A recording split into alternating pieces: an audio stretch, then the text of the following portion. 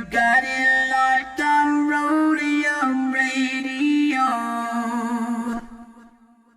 Circumstances beyond anyone's control. Dr. Dre is in the motherfucking house. So right about now, and I say, yo Steve, are you with me? ICE, are you with me?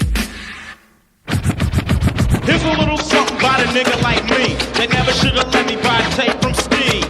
Ice Cube would like to play dope shit mixed by Dr. Dre. And since I was a youth, I like COMPTON. Now I like a motherfucking Roadium. Buying a tape or two, that's what the hell I do. You don't like Tony A? Well, fuck you, this is a game. And I'm in it. Ice Cube will fuck you up in a minute with a right, left, right, making you sick. And then you see Tony A is on the mix.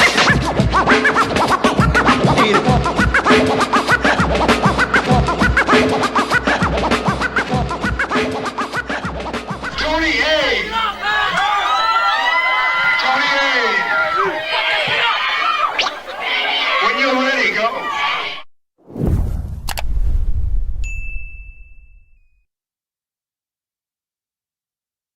Welcome back, everyone, to Roadium Radio episode 230. Only 70 more shows, and we'll reach episode 300. Hopefully, I'm still here. Hey, you never know what may happen. But I want to thank everybody who tuned in, everybody in the live chat, everybody who commented, subscribed, liked, disliked, everybody who's talking positive, everybody who's talking shit. It doesn't matter. You guys are still watching. So much love and much respect to all you guys. Other than that, tonight should be a fun night. Got two dope guests. I'll probably start drinking towards the end. I got a brand new tequila bottle. I got some Pacificos, so we're about to get lit up in this motherfucker. So other than that, I've already booked, I think it's what's March. All of March is pretty much booked already. So if you're going to get booked for submitting your music to roadiumradio@gmail.com, it won't be till April. So I'll be looking forward to that. I'll be looking at some emails tomorrow as well. I got some dope guests coming up in the future as well. A lot of independent acts, a lot of some movie actors as well that are going to be coming up. But if you want to come to Roadium Radio, please submit your music to roadiumradio@gmail.com. roadiumradio@gmail.com. Please submit your music. If you got videos, submit your videos. And if you got a short bio, please submit a short bio. It's very, very important. So that way I can at least have something to ask you. You know, if you got a little bit of history, then share that. Other than that, you want to promote your music, you want to promote your business, you want to promote your OnlyFans page. I don't care what you want to promote. If you want to promote it here at Roadium Radio during the breaks, hit me on the DM or hit me at roadiumradio@gmail.com and we'll get your ad played for a very small donation on Roadium Radio. So other than that, I'm going to introduce my very special guest of the night. Well, at least one of my special guests, none other than Big Toonz. That was good, man. Thank you for having me, man. Oh, man, you know what? Man. Thank you for coming through, bro. You know what? Yeah. Right now, we should have the whole Harbor area watching. You know, I hope so, man. I hope everybody's out there tuned in, you know what I'm saying, watching, man. You know, it's a beautiful thing, man, being here, man. You know, I appreciate it, man. You know well, I'm thankful you're here. You know, recently we just had Cobra and the Sandeep boy from the Harbor area, from Booyah Tribe. Okay. And the whole Harbor area tuned in for that one. That's nice. So let's hope that they show the same love. Yeah, man, let's hope so, man. I hope the Harbor area is out there watching, man. The ham's coming soon, man, you know, so stay exactly. tuned, man. And we're going to promote that soon. Yeah. You know, but I wanted to ask you, though, before we get started, Super Bowl. Yeah. Who are you going for? Because I know Baby Bounce back there is going for the Rams. Man, you know, I'm a Cowboys fan, man, so... Right, same here. I'm a Cowboys fan, so I mean, I went for there you go. See, that's what it is, man. Nah, you know, I went for the Rams because they're from LA. You know what I'm saying? And but yeah, it was dope, man. It's a beautiful thing to see another LA team win. You know, if the Rams would have lost, all of LA would have been hung over and people would have called in the next day to go to work. Yeah, you know what I'm saying? I think a lot of people called in anyways, you know what I mean? To be honest with you. I know a couple of homies told me they already had took the day off, you know what I'm saying? Because they already knew they were going to get lit, so. Yeah, man. Know, yeah. But that's dope to win the Super Bowl and at home. Yeah, at home. In your own stadium. Like I think that's got to be like maybe only a few teams that ever, I think, done that in the NFL. I think it's only the second team. Is it the second team? If I'm correct. Didn't Tampa Bay win it at home? I think Tampa won it, I think they won it when they were with Tony Dungy, I think, in I think so. Yeah, something like that. One of those guys. You guys could correct us on the live chat. Yeah. But now, the halftime show. Give me your honest opinion. I'll give you mine. I loved it, man. You know, I mean, I'm a fan of everybody that was on there. So I grew up Dr. Dre, Snoop, of course. You know, listening to 50 Cent, you know, when I was older, and Kendrick's dope as fuck, you know. So yeah. Can I cuss on it? Oh, yeah, whatever the hell you want. My bad. Yeah, so, you know, Kendrick's dope. You know, Mary J. Blige, you know, she's... Of course. You know, she's a legend. So I enjoyed it. I mean, shit, I like that little spot where they caught Snoop taking a little puff, you know what I'm saying, before the... you know what I'm saying? That was dope. But yeah, it was cool. It was dope, man. I loved it. You know, I think it was something that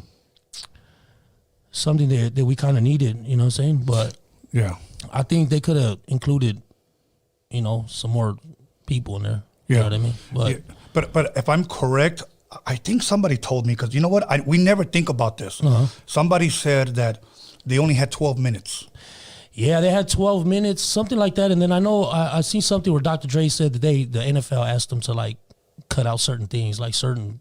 I think Kendrick had to cut out some stuff that he said, and you know they switched up a little thing, but But in 12 minutes, that means it is possible you can rock a show in 12 minutes. Well, you seen them do it. You know what I'm saying? They did a whole stadium, you know, and that was dope, man. Like to see hip hop, you know, and have those legends like that's.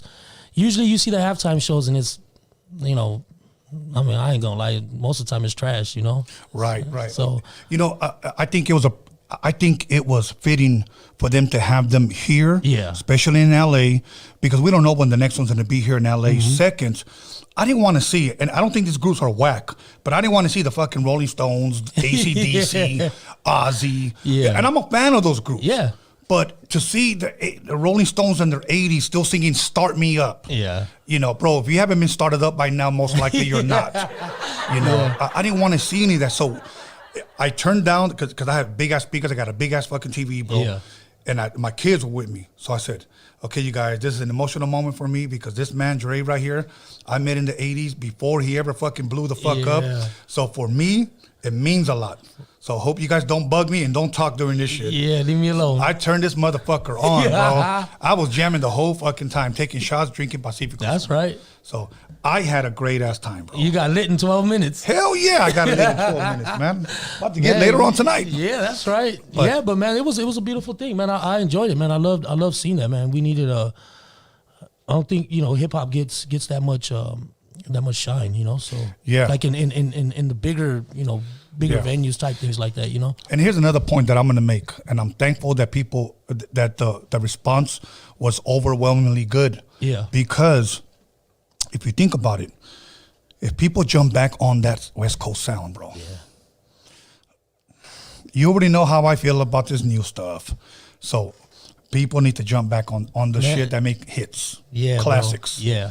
You know, and not to dog anybody, but because the majority, and I really want, let's be real, the majority of rappers that are doing this type of music today will probably be forgotten within 5 years. Well, you know, I look at it like this. It's trend music, right? So you have trend music, and then you have music that's going to last forever, right? And as an artist, at least for me, I want longevity. I want my music to last forever. That's the key right there. You know, I don't want my music to be hot today and not hot tomorrow. I want that shit to be able to play. I want you to be able to slap that shit in whatever it is 10 years from now, you know? Right. And be able to play that song and still groove to it the same way you grew to when you first heard it, you know? So, I you know, and don't get me wrong, the songs, they're dope. But it's like, and I think too, because right now it's so many artists out there and shit gets flooded, you know what I mean? And then you have so much shit to pick and choose from. Right. You know, I think before it was a little different, you know, with having to go buy a CD or you hear it on the radio. Right. Now, internet, you got all the shit that you just type it in and pop shit up, and you know, and then you hear it or whatever, and then there's a new song the next day, and you know, but Dr. Dre, Snoop, these guys make songs that last, bro. Look at, I mean, it's 20, 30 years already or whatever it was that they started, right? To now, like, I can still bang Dr. Dre's old shit in my car right now. I was banging it today at the gym. You know, You know? Like Snoop's old shit, I can bang still. And, you know, it's like, I think that's what people, I'm not saying people, I'm just saying some of the artists don't understand the longevity of music. Like, you know, make music that's going to last, bro. Not just going to be here today and gone tomorrow or gone in 2 weeks and nobody remembers that song. I want to make some songs that people are going to always remember, you know what I mean? And at least for me, that's what I look at. I know when I go in the studio or when I go, you know, I got the luxury of having it at home. So, you know, when I go in and I start working, I want to make, my idea is to make a hard ass song. I want to make a dope track. I want to make something, Right. you know. And I know it's not always gonna happen. It's gonna, you know, hit and miss, you know, sometimes whatever. But you know, in that time too, there's progression, there's growth, you know, and you're working, you're constantly working. Right, So, right. you know, I look at it like that, bro. But you know, longevity, bro, in music, you know, I think that's the key, bro. You know, Yeah. to be able to live off of your talent and the thing you love to do, you know. You know, just really quick, and we'll wrap up the Super Bowl. I was surprised when I saw 50, especially hanging upside down, Yeah. and there was a lot of fucking memes about his ass on Yeah. there. But let's be honest, okay? And I want to challenge people that made fun of him. Cool, it's all fun and games. But here's my thing: when he did that video, when he was hanging upside down, that was 20-something years ago, Yeah. and for him to still be able to do that, Yeah. and the guy's not fat, the guy's still muscular, man. Yeah. So ease up on us old guys. Yeah, you know what I'm man, saying? chill out on us. You know, we you know, we ain't, man. I mean, I'm 42, bro. So you know, yeah, I took a while off of music, but yeah, bro, we're not as can't do the same shit. Hey, but I seen homeboy get up there, bro. I was like, cause somebody they had like another view or whatever, and you see him like climbing up there and got it. And I was like, shit, he didn't even have no help or nothing. You know, He didn't have no help or yeah, nothing, bro. bro. Like, I give it to him, bro. Shit, motherfuckers in shape still too. You know. Yeah, exactly, man. So other than that, you know, much love, much respect to the Rams. You guys won. Yes, Congratulations. Sir. Next year, the Cowboys are going to take it. Yes. It's already sealed. Yes. It's signed, sealed, delivered. I'm yours. So other than that, man, how's your week been going? Everything good? Today's Wednesday. Sunday was Super Bowl. Monday, Tuesday, Wednesday. How's everything? It's good, bro. You know, just same old thing, man. Just grinding, man. Working. You know, music. You know, that's all I'm doing right now. So. Okay. But yeah, man, the week's been good, man. I had a little accident. My dog had a little accident last week, and you know, she was at the house, and I had medicine and all that shit. So it was a little, you know. But this week's been good, man. It's been good, and especially like knowing I was coming on here, bro. I was like, I was pumped all week, you know. So that's dope, man. Okay, now I have to ask you, even though I know, but I have to ask you for the fans' sake. Okay. Where originally are you from? Like, where were you raised? Wilmington, California. You say that again. Wilmington, California, Southern California, Los Angeles. That's right. That's right. And you come from a big family. You know, I come from a small family, bro. Okay. You know, my father's family came from New Mexico in 49 or something like that. Okay. You know, when my dad was like a year old or something, they moved down here, and they've been here ever since. You know, but my grandparents are gone and all that. But you know, my family's it's always been small. It's always just been brothers and sisters, and we got aunts and uncles and stuff like that. But ours was always just a tight family. Well, too, because we didn't have much. You know what I'm saying? And right. So, you know, we learned to love each other and to bond with each other and be a family with each other and do shit, you know? So And I'm glad you said that, because I think sometimes it starts like that from not having much. Yeah. But you guys have each other. Yeah. And I think that's what's important, because I've said this plenty of times. You know, I come from a big family, 5 brothers, 4 sisters. Yeah. And I think we didn't have much because my dad humped like a rabbit. You know what I'm saying? And there was just a lot of us. Yeah. You know? I mean, like, I don't remember ever spending one day quality time with my mother. I could probably remember maybe one time with my dad. Yeah. But because they have so many kids, they can't just spend it with one. Yeah, true. You know? Yeah. But I think growing up, coming from my dad, who has a musical background, has a movie background, you know, art background. Yeah. He just has so much that I picked up on a lot of stuff that he just talked about. It wasn't necessarily that he taught me, but the stuff that he did, I emulated. You seen, and Yes. yeah, man. You know, and I think that's the way a lot of, at least that's the way I work. You know, I'm more of a person who can watch. You know, I pick up off of, you know, things that I see and shit like that. You know, Right. And then, you know, I'll figure out how to do it. You know, but yeah, man, my family, I have you know, it's 7 of us, 4 brothers and 3 sisters, and you know, my mom and dad, and you know, my dad was always in and out of prison. You know, my dad did long terms in prison, and so you know, the majority of the time it was us with my mom, and you know, I had my aunt. She recently passed away, but she was a big part of our family too, man. She was one of the ones that was there all the time to like help us out when we were like, you know, we didn't have no food stamps and shit. You know what I mean? Right. Like, you know, check wasn't, my mom's waiting, you know, for the 15th, and so you know, you know, but the family, man, is you know, you can always. I know that I can always reach out to any of my brothers and sisters, you know what I mean? Yeah. And they'll always be there for me. You know, my mom and you know, my dad's not here no more. He passed away 2 years ago, and You know, so Rest in peace. but yeah, man. But you know, yeah, man. Family's a big thing, man. You know, my dad. That's one thing that he instilled in us, man. Was family, like, you know, your brothers and your sisters, man. And he always taught us, man. Yeah. It's crazy, but he always told us, like, if you ever see your brother or your sister get in a fight, you know what I'm saying, you better fucking jump in. You know what I mean? He says, if you course. don't, I'm gonna whoop your ass when you come home. Of course. You know, so it's man though, like, you see your brother squabbling, you better go over there and jump in, or else Pop's gonna whoop your ass when you get home. So You know, it's funny. With me, it was like almost the opposite. I used to walk home from school with my sisters. And when somebody would say, what's up, fool? They'd jump in and start swinging on that motherfucker.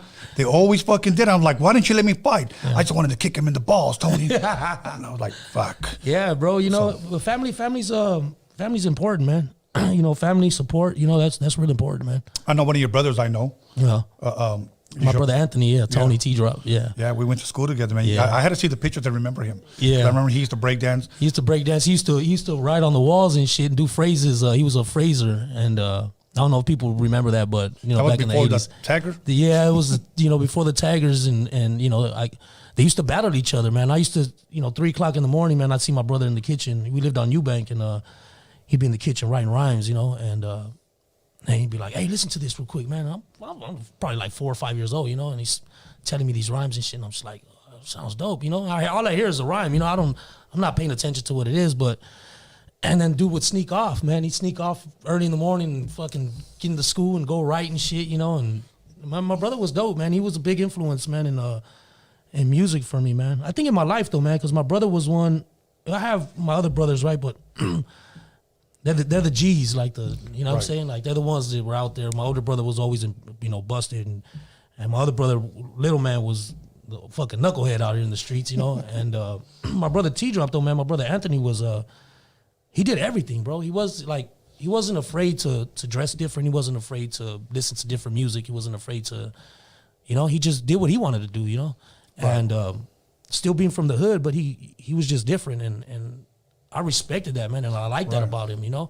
And then he introduced me to a lot of different music, man, reggae and like Nirvana and you know, rock music. Different genres. Yeah, man, different genres of music, and you know, that shit, I think it just carried on with me, you know, as I got older, and then, you know, wanting to work on music. And I remember trying, man, when I was little, bro. I was actually writing to, it was Billy Stewart, because my dad was a big Billy Stewart fan. Okay. And I'm Not Your Puppet, you know, I was young and that shit was out, and and I was popping. So I got the Billy Stewart tape and I'm playing it. My dad had just go out, you know, he had just came home, and I was trying to write some. I would think I was like 10, 11 or something, you know, and I'm trying to write and shit. And he's like, what are you doing? And I said, oh, I'm trying to, you know, rap, you know. So I showed him that I'm Not Your Puppet, and then, you know, by the way, it was so fucking hard, bro, to write. You know, I was just like, I crumbled that shit up, and I was like, I don't know how people do this shit. You know, so like, you were hard. about 10 or 11 when you was trying. I was trying to write. Yeah, trying to write rhymes. You know, and but it was just so hard, man. Like, I couldn't. I don't know. I like didn't know how to structure anything, or, you know. Right. And but I was just like, man, this is hard. How do people do this shit? Like, how do they come up with songs and shit? You know. Now, you know what you. I've known people that are just naturals, and then I've known people that just got really good at it, like really fucking good at it. Well, because they practice their craft. Yeah, they really practice their craft. You know, if you don't practice, you're not gonna get it fucking anywhere. No, you know, anywhere.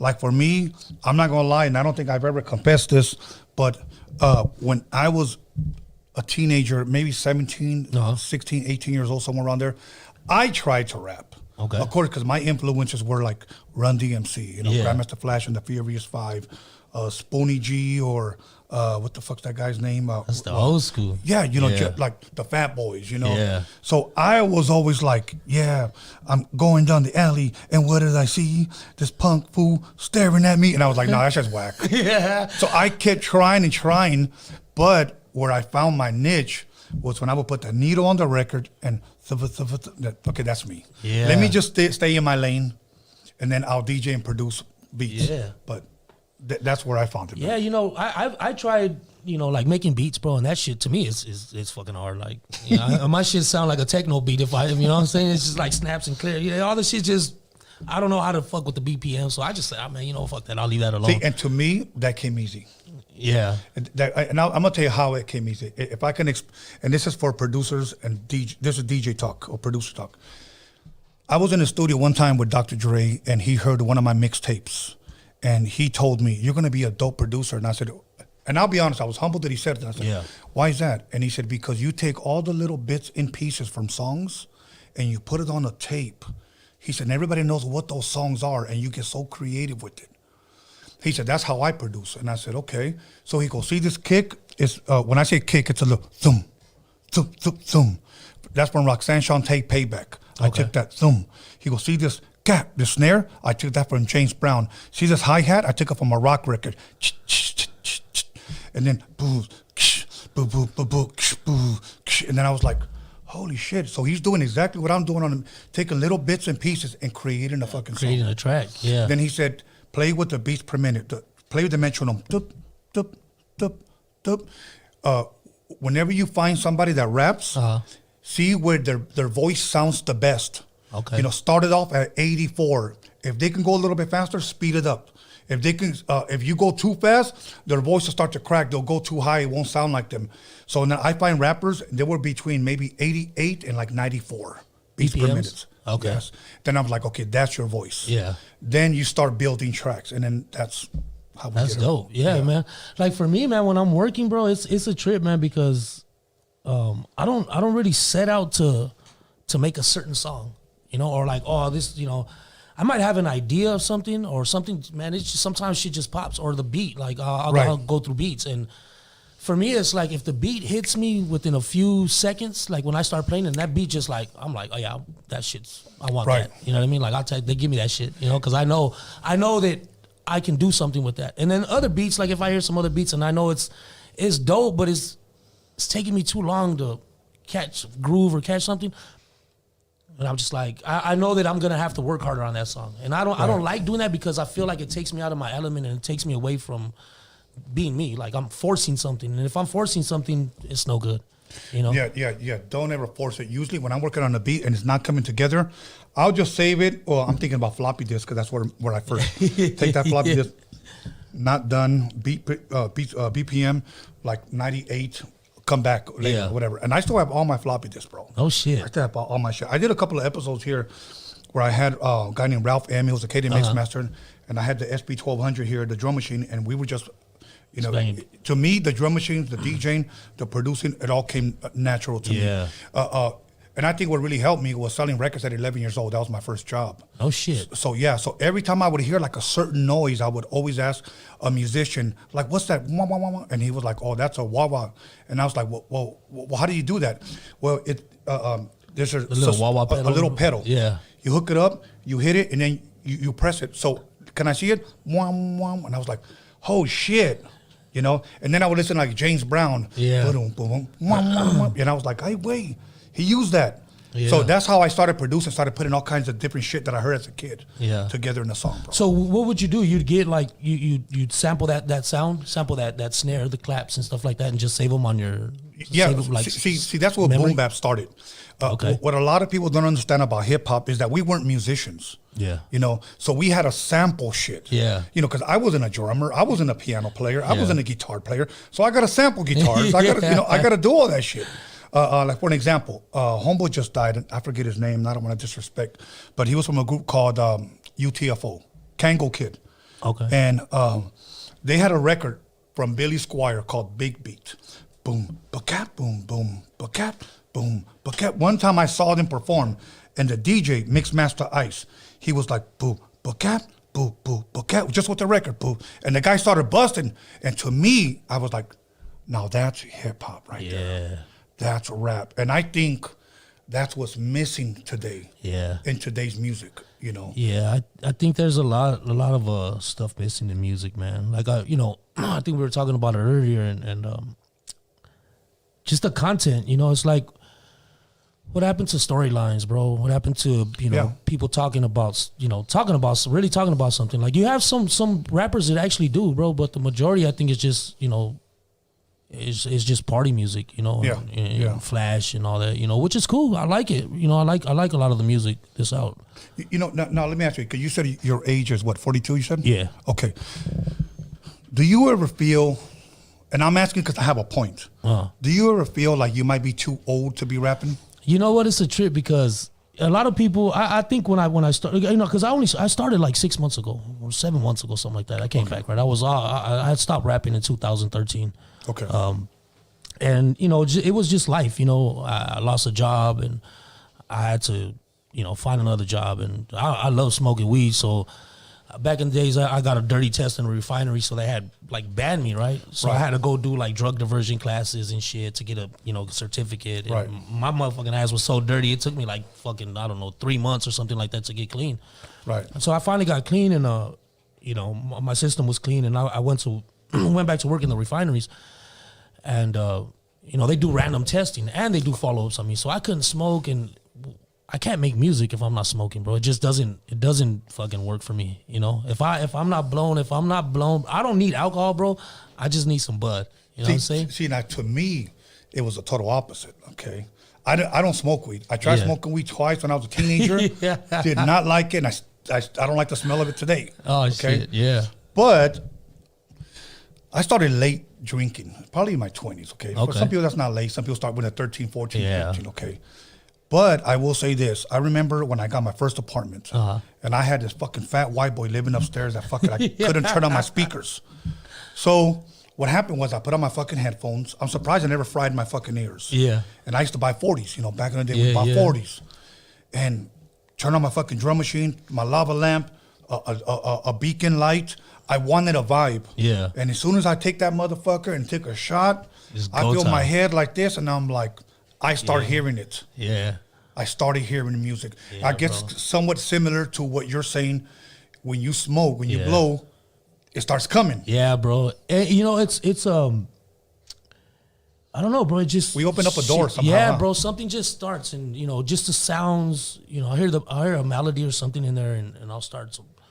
And then all of a sudden, it's like, oh shit! All right, let me get my Pro 2 session set up. Let me get all this shit set up. I'm ready to go. Right. You know, and so, you know, but am I too old? I don't think I'm too old, bro. I think good music is good music, bro. I don't care how old you are, you know. Okay. And I'm glad you said that, bro, because I have to. Let me stop you right there. Let me tell you why I brought that up. I've always thought it's unfair that we put an age limit to rappers. Yeah. Okay. You look at an old ass guy with, rest in peace, I believe he passed away, Kenny Rogers. He sang country music. Mm-hmm.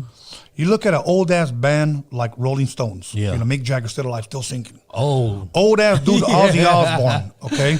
You know, you look at, and I'm not calling these guys old, but you look at guys like Al Green. Yeah. Brentwood. Okay. Yeah.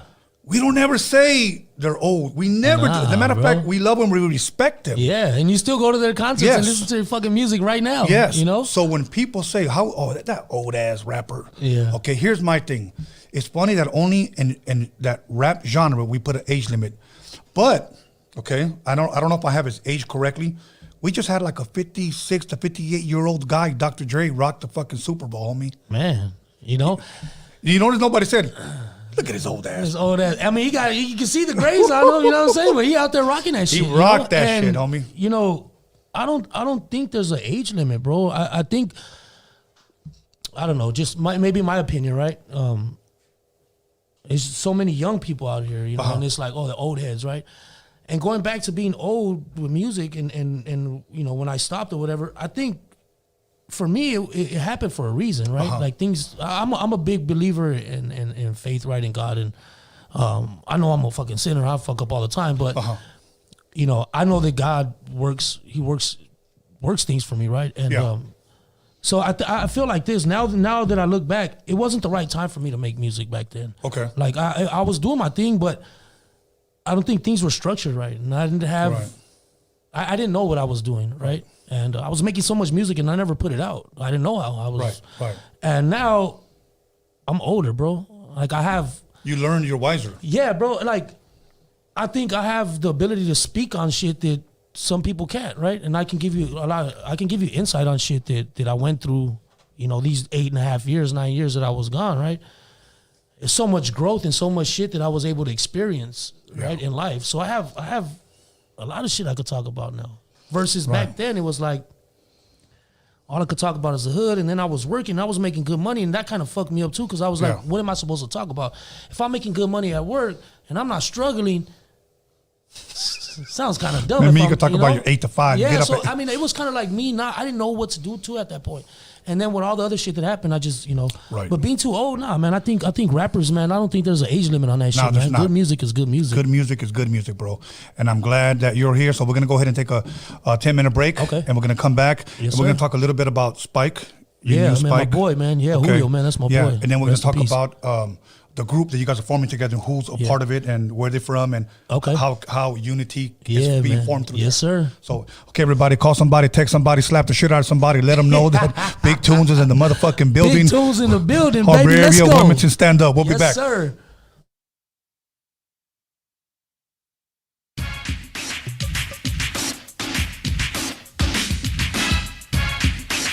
Yo, call somebody, text somebody, slap the shit out of somebody. Let them know that Roadium Radio is live up in this biatch. What's up, it's Bella. I'm here on Roadium Radio with my boy Tony A. the Wizard. Stay tuned. Yo, it's Ray Monique on Roadium Radio with Tony A. the motherfucking Wizard. Tune in and subscribe. What's going down, everybody? This is Big Rich G here at Roadium Radio with Tony A. You guys got to check this out, man. Don't miss out. Tune in.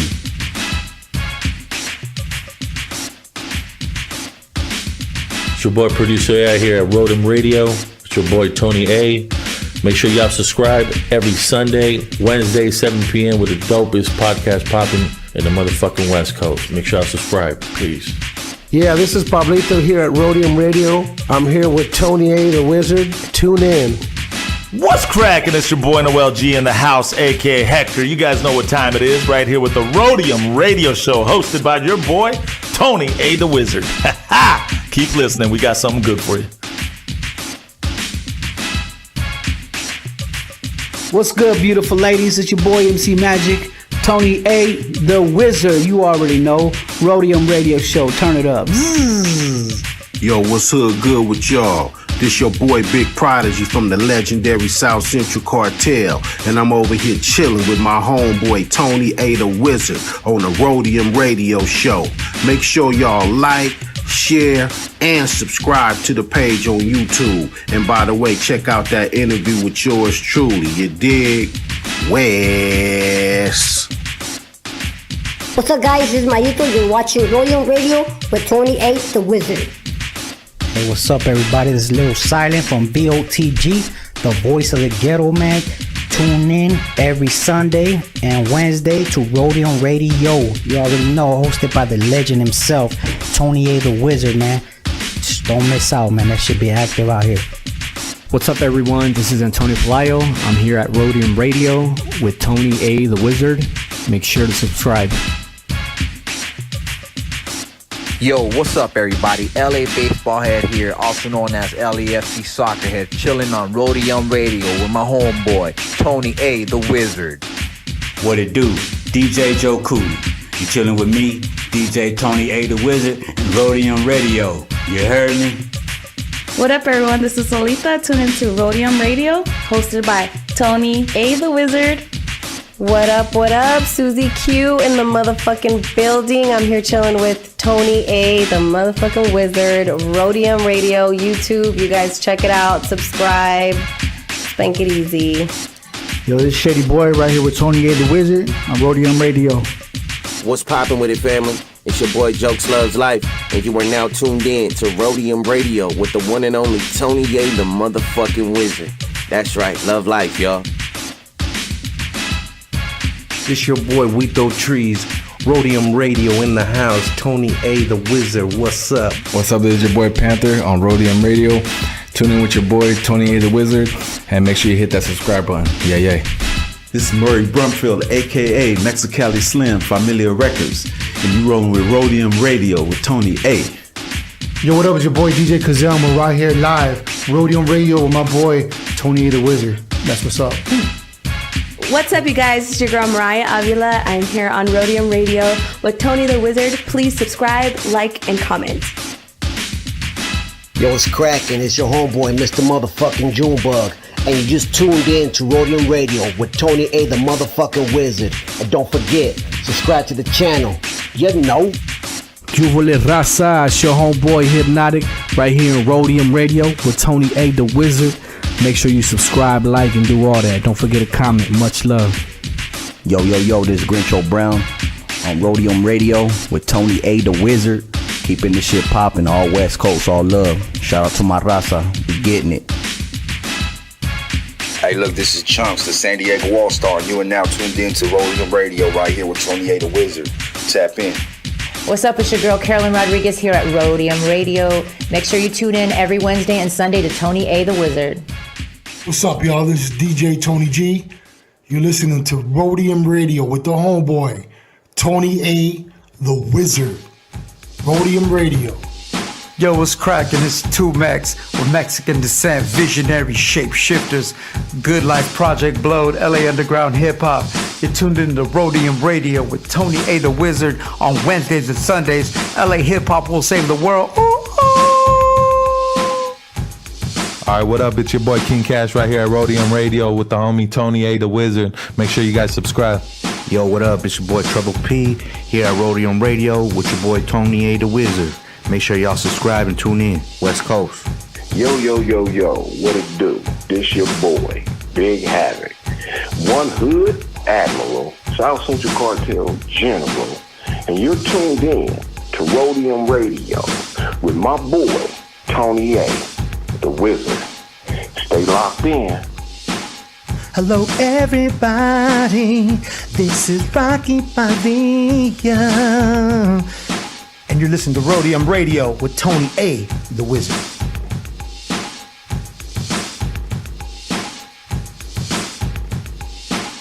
Hey, what's up, my people? Hey, Trouble Kid right here, you know, in the house. Shout out to Tony A, the Wizard, and shout out Roadium Radio. Much love. Thank you for having me. What up, world? It's YQ, Young Quicks, and right now you're listening to the OG, Tony A, the Wizard, on Roadium Radio. Make sure to keep it locked, subscribe, comment, hate. It don't matter, man. We get into it. It'll 5 stand up. Hey, yo, what up? It's your boy Mark Cruz. You're now tuned in to Roadium Radio with Tony A, the Wizard, the Legend. Tap in.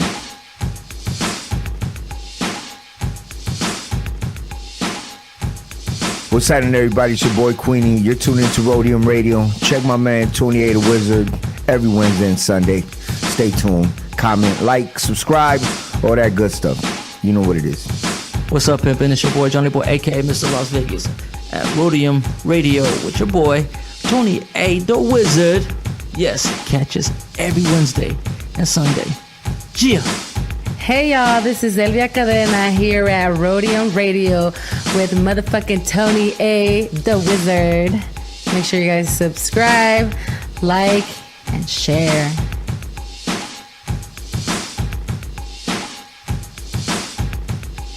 Can I get a moment of your time? Hey, it's your boy Lucky Sun Zoo from Hood Starks Podcast. Hey, fuck with one of the best podcasts in the game, Tony A, the Wizard, Roadium Radio. Don't motherfucking play with it. Don't sleep on it. Hey, HA, stand the fuck up. Yes, sir. What's up? This is Clever from the Brown side. Make sure you guys tune into Roadium Radio with Tony A, the Wizard. If not, you're a bitch. What's cracking? It's your boy Young Thrive right here with the homie Tony A, the Wizard on Roadium Radio. Don't forget to subscribe, man. Check out the best interviews on the West Coast. Yeah. I'm on the Roadium Radio. What up? It's ODM from Lighter Shade of Brown. You know your daddy's favorite rapper, your mama's favorite DJ, plus that YouTube star. You know what I mean? RBG fam. Lighter Shade all day with the homie Tony A. Right here, Roadium Radio, Sundays and Wednesdays. Let's go.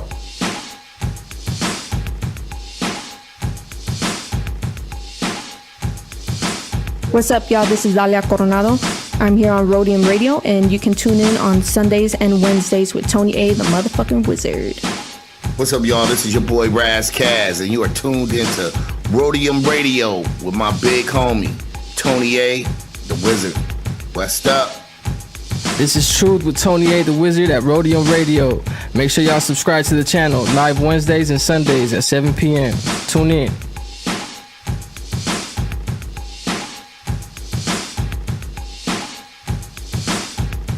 Hey, what's up? This is Lalo KB desde Atlanta. You're listening to Roadium Radio with Tony A, the Wizard.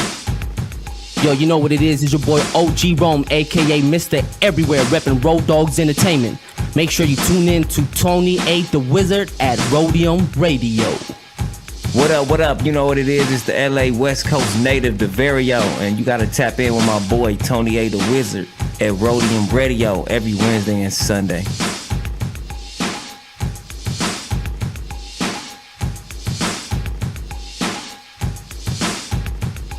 What's going on? It's your boy Isaac Palau on Roadium Radio with Tony A. the Wizard. Tune in every Wednesday and Sunday.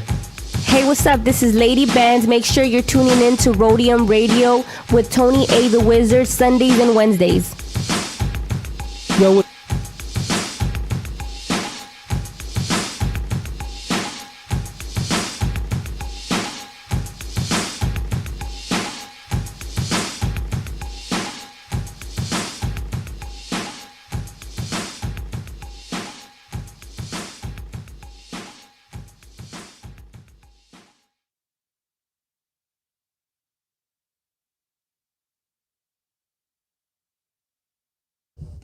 And you're back now at the Jack Off Hour, and I'm Tony A. the Wizard with the podcast of Slaps Your Coach Your Fat Ass with a Fat Ass Dick. We're going to go ahead and jump right back into it with Big Toonz from the city with all the heart. How you doing, brother? Man, I'm good, man. Took a little break, man. Feeling good, feeling fly, man. Hell yeah. I see you finished that beer. You need another one, man? Yeah, man. I could take it. If you got another one, yeah, Hey, man. okay, I'll take can you get another one? Yeah, he'll get you one right now, man. I appreciate it, man. Thank Yeah. you. I hope you stick around because later on I'm going to take some shots and shit. Yeah, man. Let's do it. So, I'm down. So, hope you don't have to work tomorrow. So. Nah, man. Oh, yeah, I got to work. I just, music, man. That's all. That's my job, man. That's what I'm doing. So That'll work, man. So let's pick up what we like. Well, okay. So you grew up here in the city. Yes, sir. Okay. Banning. I never made it to Banning, bro. Okay, explain to us why you never made it to Banning. Well, when we say Banning, it but people don't know that's the high school right here in the city. Yeah, it's Banning High School. I was one of those kids, man, that was fucking around in school. Junior high school, I got, I think, 8th grade, man. It was like first semester. And we had a little group, man, me and my boys, and we used to terrorize the school, man, and they kicked us out. They kicked us all out of school. Funny thing is, they let everybody back in, and me, they didn't let me back in. They said I was like I was the one, telling people. It was bullshit, but I ended up going to like homeschool, and I got homeschool for a while, and then, I stood on that for a while, and that was it, bro. I went to Banning actually to try to check in, and they said nah. They were like, you can go to Carson, you can go to fucking Norbon. You can go anywhere else you want. You ain't coming here. And I was like, they just didn't want you here in the city, bro. My family has a history, so when they see, they're like, bro, you goddamn files is way too big, So yeah, I didn't make it to Banning, man. I went to Banning when I wasn't supposed to be in there, but See, I went to Banning, but I wasn't at Banning. Yeah, if that makes sense. Yeah, what fucked me up early in my life, bro, was going to a club at 11 years old, and then seeing how my brother controlled the nightclub playing music, and that really messed me up because after that, all I thought about was about music and girls. He had the girls shaking. Their hips don't lie. Yeah, you know what I'm saying. So I was like, shit, that's all I wanted to do. So in junior high school, it was all about mixtapes. It was all about scratching. That's what I was learning. That's dope, bro. In junior high, you were doing that? Yeah, in junior high school. I was doing the Wilmington Junior High School noon dances. Oh, shit. Then I went to Banning. I started doing proms. Back then I was still like the wetback. I wasn't really the popular kid yet. Yeah. When you become popular, you're no longer the wetback. Yeah, you know what I'm saying? So I was ditching so much, bro, that when it came to go to 12th grade, I was there, and they were like, we don't think we want you here. You don't have enough credits. And honestly, you know what I said? Okay. Fuck it. You know what I'm saying? Yeah. But the bad thing was that I was still getting up, going to school. It's because I didn't want my mom to know. So I was just going somewhere else. Oh, so you were getting up and just going fucking around and shit. Yeah. Wait, man. Me voy a la escuela. I'm going to school now. I did that plenty of times too, man. My son did that plenty of times too. Yeah, growing up, it was shit, man. Going to school and then, just running in with the homies, man, and the fellas and getting caught up in bullshit, and then shit. Okay, I just really quick, I want to ask you because I know your brother's probably watching. Okay. 80s. Yeah. At Banning High School. It was active as fuck, bro. Yeah. Active as fuck, okay? He knows. Everybody in Wilmington knows that I think back then, they used to bust. You guys had a lot of people coming from a lot of different places, right? Yeah. So, you know what? The football program was really big. Really big, bro. Yeah. Really big. And of course there were Bloods, there was Crips, East, West, everything. Okay. Yeah. When you were going to Banning at the time, was it active? Well, I didn't go to Banning, but yeah, well, it was. I guess yeah, when you were at that time, yeah, it was. Yeah, it was crazy. Yeah, okay. Even in junior high school, bro. Like we used to fight with older dudes, man. Like the older dudes would come down to fight with us in junior high, you know, and you know, Banning, like it was a trip, man, because you know shit would crack off at Banning, and then it would trickle down to the junior high school. Yeah, it did. And then we do our own shit over there, you know, right? Or you know, take off and try to go to Banning, go see what's going on over there, and but yeah, back then it was active, man. It was crazy, man. There was a lot of shit going on, man. I think one of the craziest thing I ever saw in school, you know, I'm not talking about outside of school, but in school. Uh-huh. We were all sitting down, chilling, you know, and you know, two of the homies just started arguing, you know, and pretty much just said, you know what, fuck you too. And I didn't think one of my homies was like, I didn't think he was that down to be talking shit to somebody who had already put in work. And I say put in work, they were only in the 8th grade, you know? But they were, fuck you too. And the other dude fucking took out a fucking pencil and stabbed his ass in the fucking neck, bro. Damn. And I was like, chingue su madre. That fool was gangster. Yeah, bro. And I was like, holy shit.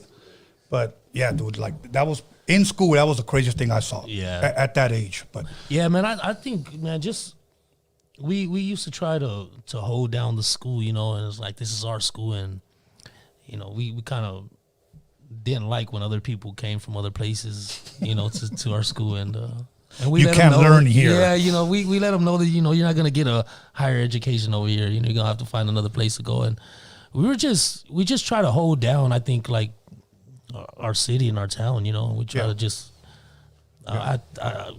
pride and all that, you know. Hey, was it right? I don't think it was right, bro. You know, I think we made a lot of bad decisions, but you learn from them as you grow, you know. As you get older. Now, what I wanted to ask you now, when you actually started taking this rap thing serious, I know you were talking about during the time you had a job, you didn't know exactly where to go with this. Were you rapping about the things that you grew up, the things that you saw?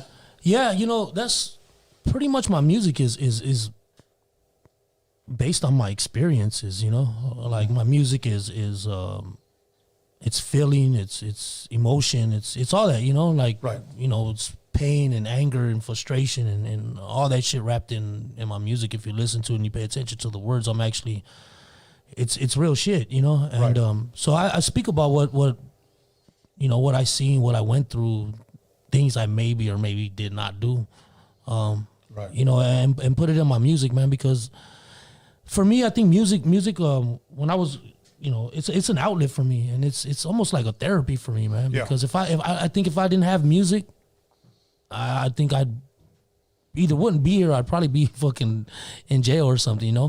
But music and my family, man, having my wife and kids when we were all together like that, man, it was they kept me grounded, you know, and that's one of the reasons, you know, when it didn't hurt me to step away from music because I knew I was doing it for them. Right. And I wanted them to, and God gave me the time to be able to raise my family and stuff. And, you know, back then I was taking it serious, man. And I really wanted to do it. I was starting to meet people. I was working with Goldie Loaf and the East Siders. I'd go to Long Beach and chill with them, and we work on music and stuff. And, you know, so I started doing a project with Owboy and Lifestyle. He passed away, rest in peace. He was from Orange County. He passed away a couple years ago, and excuse me. But yeah, you know, my music is just about experience in life, and you know, things that I go through, things that people that I know have went through. You know,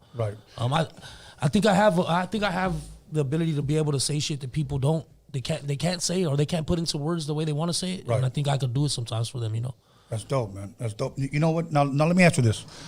Before we get into some of the questions that I want to ask you as far as your music, I know that we have a homie, the rest in peace, that he's no longer with us, Spike. Yeah, okay. Little Spike.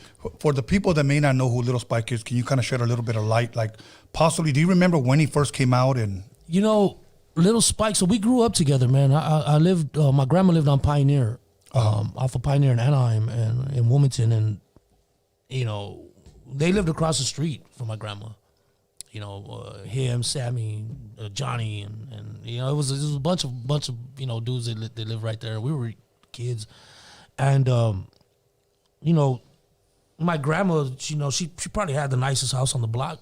You know what I'm saying? Because that block was kind of fucked up, but a lot of blocks are fucked up. Yeah, and they didn't have much, and I didn't have much, but going to my grandma for holidays and stuff like that, they were always there. And Lil Spike, Julio was my boy because we were the same age, and every time I was over there at my grandma's, we always hung around each other. Right. Just growing up with each other, man, and he had a hard life too, man. And I think when he started getting locked up and going to camp and LP camp, and then he went to the Y, and I think during that time he started writing and working on music and shit, And then, man, I remember one time somebody was like, "Hey, that fool he's got a song out," and he put it on that thing probably tape or something back then, cassette or fucking CD or something, Right. And that shit was circulating in the hood, man. And I was like, man, I'm gonna tell you this, man. I remember I lived on Avalon, and my boy Lil Spike came with one of my other homies, and they picked me up. We went for a Blaze cruise. And at that time, I think I was 18. I had just got shot at my cast and shit, and we went fucking driving around smoking. And we were playing some music, and he started rapping, bro. And at that time, I would try to do little shit, like freestyle and shit, bro. And dog, he was spitting, and I was just like, fuck, bro, like this was hard as fuck, Right. Like my boy Lil Spike, he was dope, man. Like. I think he had like 4 songs maybe that he recorded and stuff like that. They like came out in the hood. But I think about like, man, if he was still here, bro, how much music he could have put out, Right. And how dope his shit would be, man, right now. Right. There were 2 rappers that came here and that pretty much shared, and I don't want to misquote them, but I'll say 2 things that I believe they said. Either they inspired them or they were fans of him. It was one or the other. So, well, let me say their names. I know Okay. one of them because I met him, and when we chopped it up, and Cujo, Yes. he literally knows that dude's song, fucking word for word, bro. Okay, then you're right. And he told me, he was like, bro, like his music, my homeboy's music, like it helped him create his style and his way he does shit, and that's fucking dope, bro. Because you trip out to how music and how far it can go. You don't think it goes that far, right? And it's like we're this little city, right? Homeboys over there, and they're bumping his shit. And he was like, I was young, bro, when I heard that shit, and it just like just hearing that, bro, like it sparked something inside of me, bro. And so to be honest with you, like. And I'm gonna go ahead and say it, but he reached out to me about trying to work on a song, with my homeboy Lil Spike shit, and I told him, I said, let me tap in with my people and let me see if I can make it happen. Okay. Because I see the way that he looks and respects his music. Yeah. And I figure somebody's gonna do something with the homie song. Yeah. Let somebody that really appreciates it and fucking can really do something with it. So, I tapped in with my people, and I think we're gonna be able to make that happen. You know what I mean? And he can do something. I don't know, man. I think it'll be something beautiful, man. It'll be dope. I think so too. And the other artist was a artist that I produced, Mr. D. Mr. D. Yeah, okay. he pretty much said the same thing. He let us know, and I was just shocked. Like, how the hell you know him? He was 20 at the time. I'm like, how do you know him? Yeah. But he goes, oh yeah, I know who he is. So. It's crazy, man. He was dope, bro. But my boy we were wrapped up in the streets, and just life, life things and shit, and man, I miss homeboy, man. He was a good dude, man. He was like a brother to me, man. When we were growing up, when we were kids and shit, man. We played. We'd be at Stop and Shop playing video games and fucking go in the alleys and go start spray painting on walls, and we were close, man. We were homies. I think everybody there was close. I lived in Ghost Town for a while. Well, I lived there for a long time, but my mom, she hated when I went to my grandma's because she already knew if I went over there, You know, she's like, you gonna go over there fucking hanging around with those kids? You gonna go to your grandma's? I want you to stay in your grandma's house. And I'm like, shit, as soon as I get to my grandma's house, grandma, I'm gonna go across the street with my friends. You know, so I'm gone. We go to the Jackrabbits. We go all over the place, you know. We walk all the way down to, like on the west side, man, down Anaheim or what is that? C Street or whatever the fuck it is. It goes down by the harbor. And we walk all the way down there and, you know, we just roam around, man. Lil Spike was, man, I'm telling you, man, if he was still here, bro, he'd be fucking hard, bro. He'd be a dope-ass artist, man. I believe it. Want to switch it up real fast? I need to ask you a question, and I want you to give me the truth and nothing but the truth. Yeah, so help you God. Yes. Do you consider yourself a Chicano rapper? Do I consider myself a Chicano rapper? All right. This probably... how am I gonna answer this to sound politically correct, right? Okay. No, I consider myself an artist. Okay. A rapper, right? I don't think we should be classified as a Chicano. I don't think there should be is there black rap? Is there white rap? You know, is there Japanese rap? Is there, you know, like do they put Stupid Young in his own category of rap? No, they put Stupid Young. He's Asian, bro. They put him in regular category as a rapper. Why do we get labeled like this, bro? And why do we? This shit's it's foul to me. Yeah. It's foul to have to. I embrace it, bro. I am Chicano and I love being Chicano. I fucking, you know. Right. But why do we have to be labeled that way? Right. You know what I mean? Like that shit's. Did we put that label on us or did somebody else put it on us? I think both. Because there are people that now embrace it. Yeah. You know, and say, I'm Chicano rap. Yeah. But now that's my next question to you. From what you see, what is Chicano rap? That's all. I mean, fuck it. I mean, it's a hard question to answer, right? Because am I Chicano rap? You know, is that like? I think before what I considered Chicano rap, before like, because it was different, right? Like, so to me it was like if you're Chicano rap is like Little Rob to me. Okay. You know, Capone and I don't even want to touch, but artists like that made that type of cholo music that, you know, like that style. Like my style of music, bro, is what I grew up on. Right. That's the style of music I make, right? Yeah. So like I don't know, bro. I think, you know, being called a Chicano rapper or whatever, embrace it. Yeah, I love it, bro. I'm Chicano and I'm a rapper, but I just don't feel like people should be labeled that way. Right. Like, why can't we just be rappers, bro? You know what I'm Right. saying? Like, why do we have to have that tag to us? Right. I don't get me wrong. I love the name. I am Chicano. I fucking, like I said, bro. But why can't we just be rappers, bro? All throughout the 90s. Let's just start from groups like Frost. Yeah. Spanish Fly. Okay. Lighter Shade of Brown. Yeah. Proper Dos. Even Brown Side. Yeah. Okay. And then there's more, you know. God, that I'm forgetting. But they were never called Chicano rappers. Yeah. You know, I interviewed Toker, rest in peace, from the Brown Side's brother here. I interviewed a lot of the guys from the Brown Side, Wicked from the Brown Side, okay? And I would ask them, did Toker ever consider himself a Chicano rapper? And he said, no. You know, he was just an artist, and if that music appealed to Chicano rap fans, then to the culture, so it was. I don't think it was till like the 2000s that's when it started. Now, keep in mind, all throughout the 90s, we were played on the radio, and we had record deals. Here comes the 2000s, it's labeled Chicano rap. We're limited to swamp meets and car shows.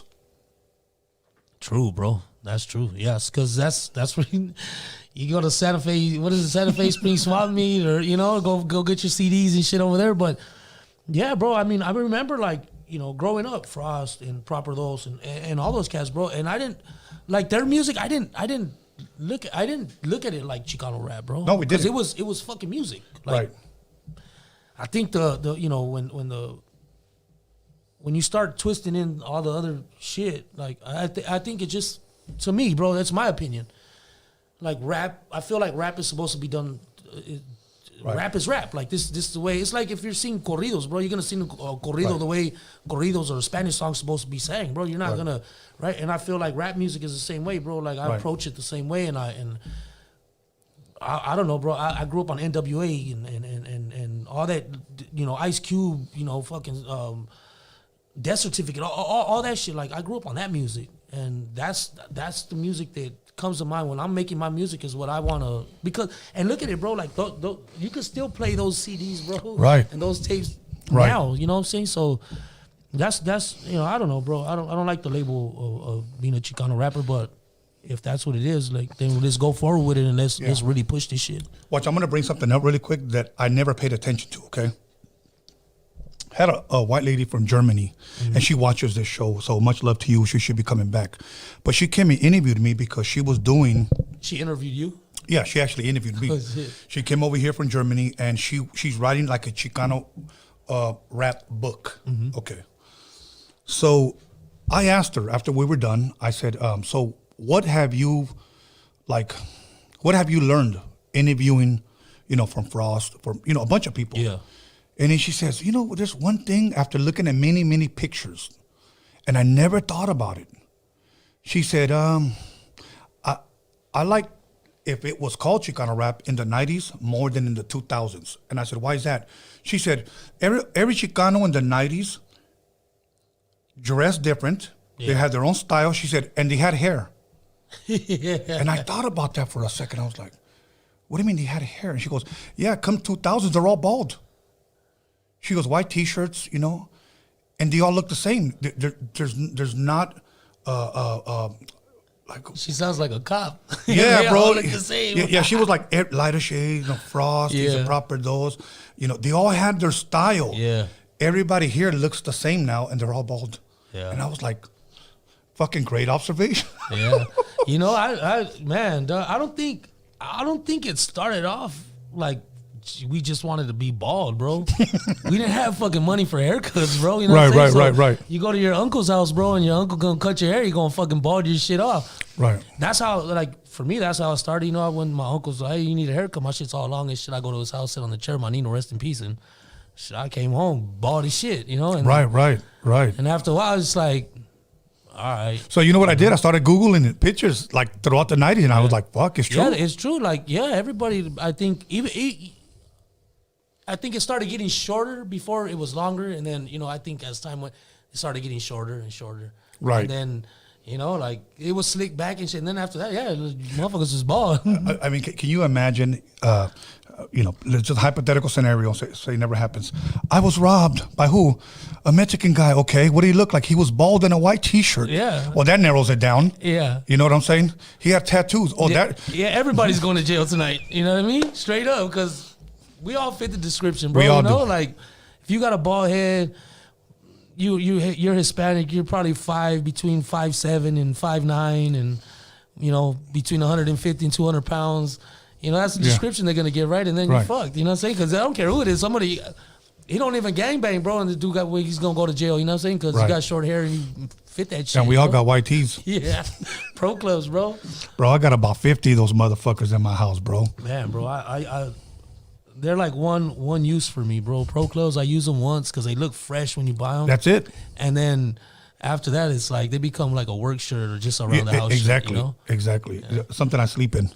But like once it's nice and clean and shit, it's dope. Yeah. But now let's talk. We got a few minutes. Let's talk about the group that's coming together. Who does it involve? When did you guys start working? When can someone expect something like that? Something new. Okay, so it's not a group. I think it's more just an album, maybe. It's a couple of us coming together, and it's called HAM. It's the Harbor Area Movement, and it's me, Baby Bounce, Seven. Shout out to Seven, man. That motherfucker's that's the homeboy right there, man. He really looked out for me when I came back in the game, and so it's me, Bounce, and Seven, man, and got Cable on a couple tracks, and so we're really trying to push this. We got a couple. We're gonna be shooting another video tonight, actually, and then we got a video track with Misfit, me, Bounce, and Misfit. Okay. So we're working on that video, getting it edited and getting everything together, getting it right. We started, I don't know, maybe a few months ago, man, and we started off kind of slow. Okay. I didn't. Me and Bounce never had met each other. We had never met each other, and I met Bounce through Seven. And we worked on like one track. It was like a track that Seven had. I think Bounce had like 8 bars, and then Seven said, "Hey, drop some bars." So he sent it over to me. I dropped a couple bars, and And we were chilling one day at Seven's Pad, man. Bounce was there, and we started chopping it up and played the track, and and then for me, it's like building a rapport with an artist. I think that's like a cool ass thing right there, because you get to know the person before you like really get into just working on music. Like you're building chemistry. Yeah, and then once you build that, bro, it's a green light, bro. You can do whatever the fuck you want. You got so much, because you feel comfortable and you know the person, and it's like, hey, let's do this, let's do that. And yeah, man, Seven, beats and stuff like that, he gets, and he's on a couple tracks. And I think mainly it's like me and Bounce just going in there and killing shit, And as of right now, who's doing all the production on it? Man, YE, the homie YE beats, getting beats from South Central, my boy South Central beats. I got beats from DJ Payne. Who else? Underground Chemist. Kanai. There's a gang of producers, bro, that it's a trip, because I started like buying the beats and stuff like that, and now it's like I think people see the way that I'm working and how much shit that I'm doing. Because usually if I get something from a producer, I like to send it back to him and be like, hey, bro, check this out. It's a rough draft. Just check it out, see what you think, And so next thing you know, I'll start getting more beats and shit. So this project, hopefully, I don't have a date specifically for it. But it is 2022. Yeah, it's 2022 for sure. Yeah, it's dropping. Like, I'll give it maybe another 2 months, maybe. Give us a little bit of time to put some more content together. But videos and stuff like that, they're going to be dropping. Before the album drops, we'll start dropping like some videos, videos, singles, stuff like that. Is this going to be an EP or an album? I think it started off as an EP, but I think it's going to go all the way to an album. Okay, when you guys drop it, I guess whenever later on this year, all three of you guys come back. Okay, yeah, for sure, man. And we'll promote it, we'll push it here. Yeah, man, let's do it, bro. I'm with it, man. It's going to be dope, man. That's going to be a hard-ass album, man. Shout out to everybody. To me, I want to talk about the unity part of it, because back then, something like this could have never have been possible, and I think your brother listening would understand, because you're from Wilmington. Yes, sir. And Seven is from Torrance. Yes. And Baby Bounce is from Gardena. Yes. That could have never happened before, bro. No. And I'm just thankful that things have changed. I think we're trying to do something that hasn't been done before, and getting artists to work together that are from different areas, right? That normally wouldn't work together, and create some fucking badass songs, some fucking dope shit, Right. The Harbor area is I think it's a little, well, I'm not going to say it's different from everywhere else, but, it's a close-knit spot.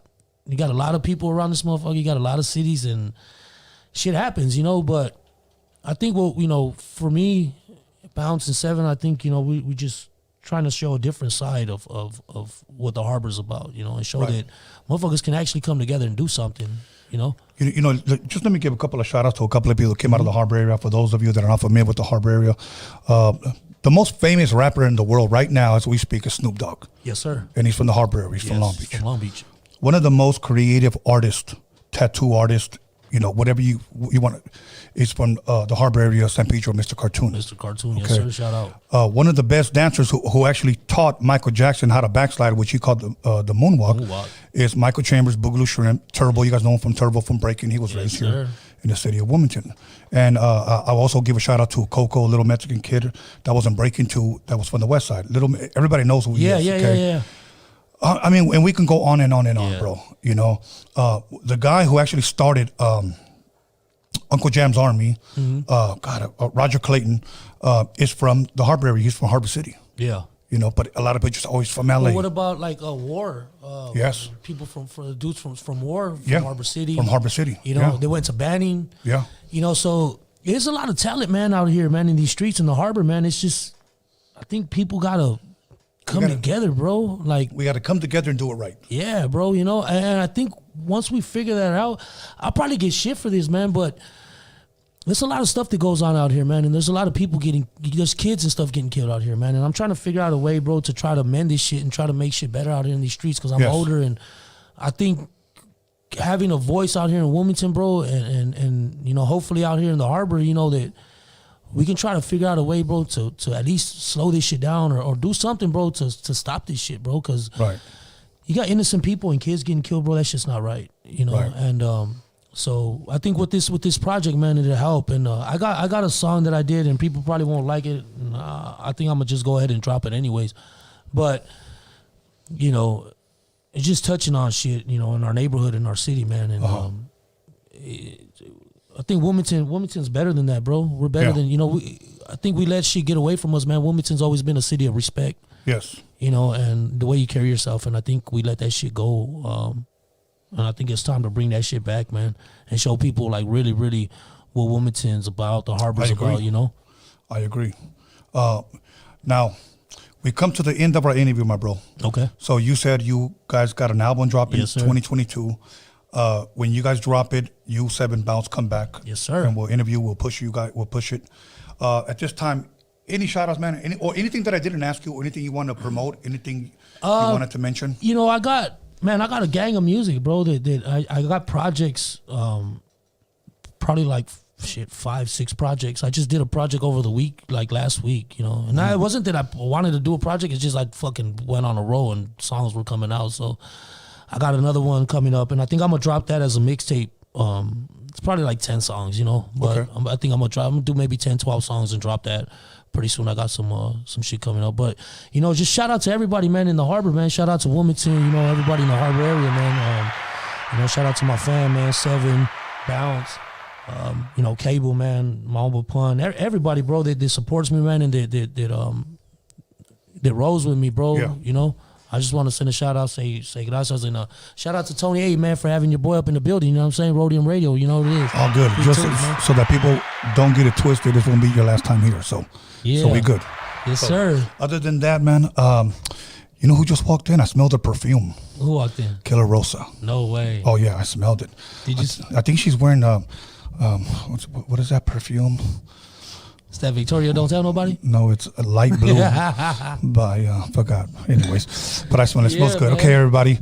Once again, call somebody, text somebody. You know the rest. Big Toonz is in the motherfucking building. We'll be back with Kila Rosa. So go warm up that top ramen and get yourself a Modelo, because it's about to get real sexy up in here.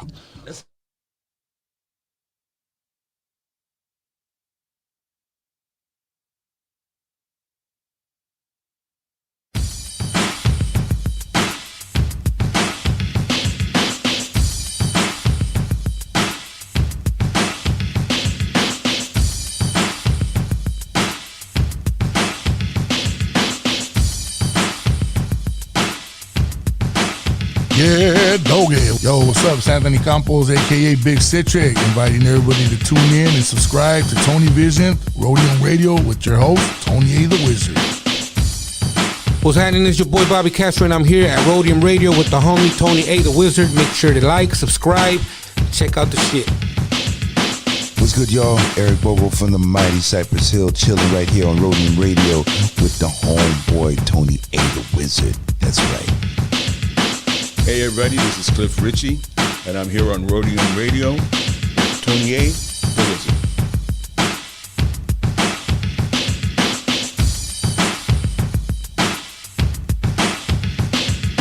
What's cracking? It's your homie Crazy Boy, Blue Rain Music. You tuned in to Roadium Radio with the homie Tony A. the Wizard.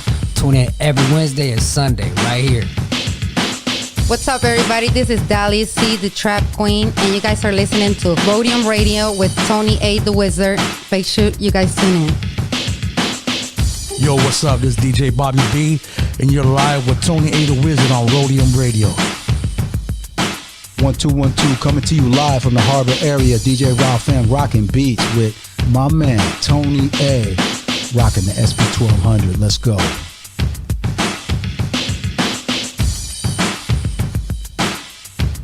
Yo, what's up? This is DJ Yella coming straight out of Compton, Roadium Radio, with my boy Tony A. the Wizard. Check him out. Hey, what's up? It's your girl Miss Gatis from NYC. Andamos aquí with Tony A. the Wizard at Roadium Radio. You already know how to bring the NYC love. Hey, shout out to all of you guys. Hey, what's cracking? It's that Guilty One. You're tuned into Roadium Radio with Tony A. the Wizard, live every Sunday and Wednesday at 7 p.m. Like and subscribe. What's going on? It's Hazard. You are tuned in with Tony A. the Wizard on Roadium Radio. Make sure you tune in every Sunday and Wednesday at 7 p.m. Like and subscribe on YouTube.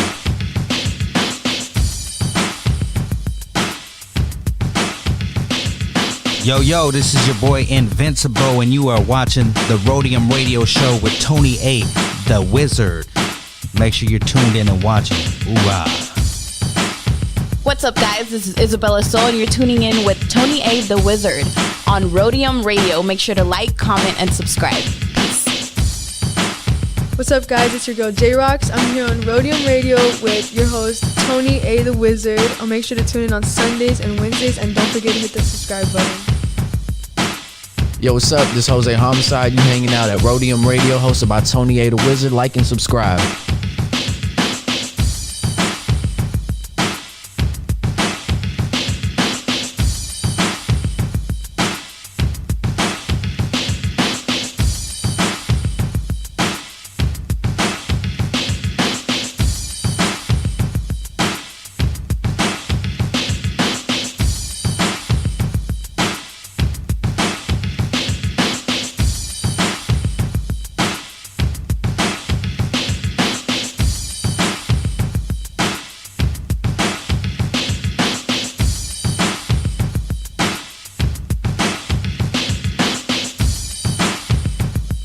What it do? It's your boy Cap G. Subscribe to Roadium Radio, hosted by Tony A, the Wizard. Yes, sir.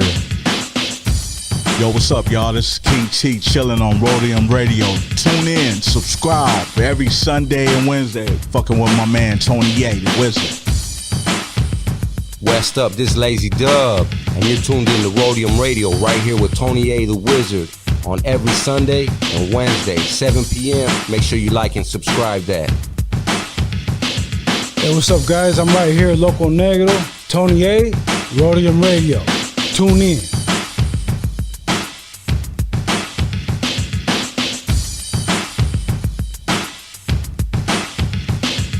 Yo, what's up? It's your boy MTO right here with Tony A, the Wizard on Roadium Radio.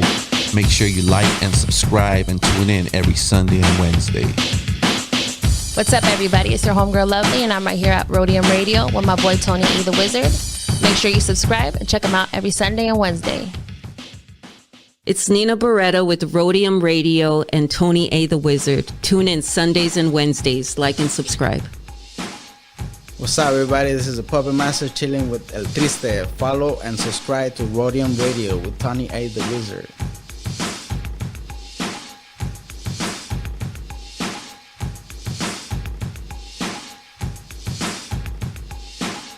Hey, what's up, everybody? This is Rashidi Harper, director, executive producer from Hip Hop Uncovered, and I'm here at the Roadium Radio with Tony A, the Wizard. Stay tuned. Coming at you live through the harbor area, you got MC Pancho, the #1 Sancho, and you're checking out Roadium Radio with my man Tony A, the Wizard. Check it out. What's up? This is Ronan Gray. You're watching Roadium Radio with Tony A, the Wizard. Make sure to tune in every Wednesday and Sunday. What up? This is Mr. D over at Roadium Radio with my homeboy Tony A, the Wizard. Make sure you subscribe and tune in every Sunday and Wednesday. What's up, y'all? This Uncle Spliff, man, from Spliff DTV. Y'all need to tune in every Sunday and Wednesday to Roadium Radio with my homie, Tony A, the Wizard. Yo, you're tapping in with the Steel City Hustlers. This is Roadium Radio, hosted by Tony A, the Wizard. A motherfucking legend. Make sure you fucking like, subscribe, share, do all that shit. You know what's cracking. Yo, it's your boy Troublesome Man, TM Gang live in full effect. Here at Roadium Radio with my boy Tony A, the Wizard. You know what it is, boy. Yo, what's up? This is DJ Ernie G, and the place to be. I'm chilling here at Roadium Radio with my homeboy Tony A, the motherfucking Wizard. Vatos locos forever. Yo, what's up, man? It's your boy Young Hype here at Roadium Radio with Tony A, the Wizard. Make sure y'all subscribe and tune in every Sunday and Wednesday.